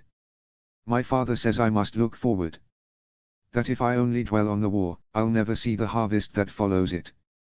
Meredith was quiet for a time. Then, softly, you carry a great deal for a 17-year-old, prince or not. He let out a breath. It feels heavier every day. She studied him, thoughtful, not pitying. You'll need help to bear it. He looked away, uncertain. I've had people die under me, Lady Meredith. Men who followed orders I gave. Friends who stood beside me and didn't come home. Family that sacrificed their lives to protect me. So has every lord in your father's court, she countered. But few of them are only 17. He frowned. If you're trying to make me feel like a boy again, you're doing well. Besides, I turn 18 next month. No, she replied quietly. I want you to know you don't have to act like a man who's seen it all. You don't have to be made of iron. He said nothing. His father's crown was made of iron. It had always been expected of him that he was too. Never had anyone told him the opposite. Meredith turned toward the tree and knelt in the dirt, hands folded. Come. Sit with me. We'll pray. For lasting peace, and the strength to keep it. He watched her for a moment, this lady of the south, daughter of an Umber, sister and daughter to knights kneeling before the gods he had known since birth. Slowly, he sat beside her. The breeze stirred the red leaves above them once more, sending a few floating down around their shoulders. To his surprise, her presence didn't disturb his prayers nor his feeling of ease. King Robb Stark. The red sun dipped low behind the towers of Riverrun, casting long shadows across the yard. The banners of houses Stark, Tully, and a dozen northern and Riverland houses flapped in the summer breeze, grim witnesses to the trial of the man that brought slaughter to the Riverlands. He looked down from the raised dais, garbed in a black doublet stitched with a running direwolf. Ice's sheath casually resting against the side of his makeshift throne. At the foot of the steps, in manacles of iron and wrapped in a plain robe of brown wool, knelt the former High Septon. Gone were the glimmering crystals and the self-important airs of the court of the starry September. In their place was a wheezing old man with lips chapped from thirst, and flesh gone loose with fear. Recent months had seen him lose weight, and face. Many had seen him break down over the last couple of months. In the beginning, it had been with a sense of entitlement. He had demanded to be released and had even demanded to all Riverlanders he met to kill all northern heathens beginning with its monstrous king. Evidently, all had ignored him. Afterwards, he had turned to pleading and crying, but to no avail. It had always been his idea to make his fate a public spectacle. That time had finally come. Maester Narbert of Riverrun stepped forward, voice echoing through the hushed crowd. "You have heard the charges," he said. "That you gave House Tyrell gold to stir unrest in the Riverlands. That you blessed traitors, warmongers and charlatans while calling yourself the voice of the Seven. That you turned your faith into a tool of war to use for your own ambitions and that of your patrons. On top of that, you maliciously preached that our monarch was a false king." Murmurs stirred, but no one spoke aloud. Not yet. He looked around. On the 2 seats to his side sat Ricard and Hoster, his son and cousin, looking stoically at the pitiful scene in front of them. Behind them stood the most important lords of the realm. On his left stood Lord Smalljanumber, thick as an oak and twice as loud on most days, but now even he stood silent. At his shoulder Domeric stood together with Lord Benjen Riswell. Also present were his Karstark nephews, Edric and Rukan, grim-faced in black and grey. Both had proven loyal and capable. Lord Harley's Hornwood stood near the back, old and hard-eyed. He had served from the back lines in most of this war, but his grandson Darin had earned House Hornwood plenty of glory. Next to him stood Clee. On the other sides, Lord Blackwood, Goodwood, Deddings, Mouton and Dare were present, as well as Sir Geoffrey Mallister. Greywind was sprawled out in front of his throne. On the seats around them sat dozens of other nobles, along with the whole of Riverrun's household. Hoster's wife, Lady Ellyn, sat in the place of honor there. Then the accused tried a meekly attempt at redemption. "I served the gods," he wheezed. "And the people. I brought light to the darkness. The wars were not mine. I only." "Enough."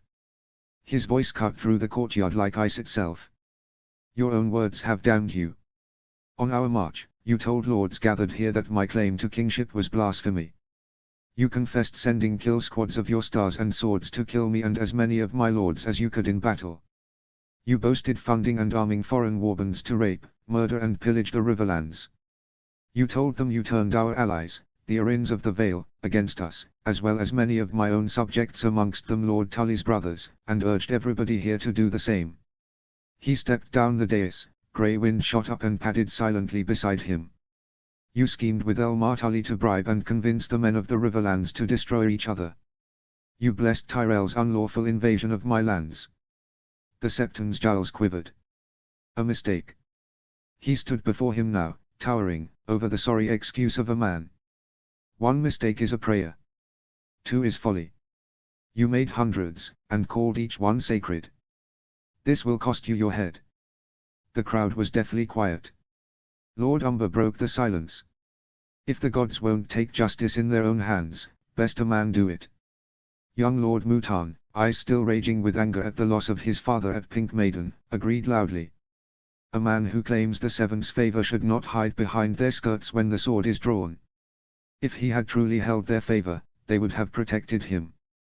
None dared speak against him, though he saw certain Bracken's jaws tighten as a drawn bow at the words of their lordly cousin.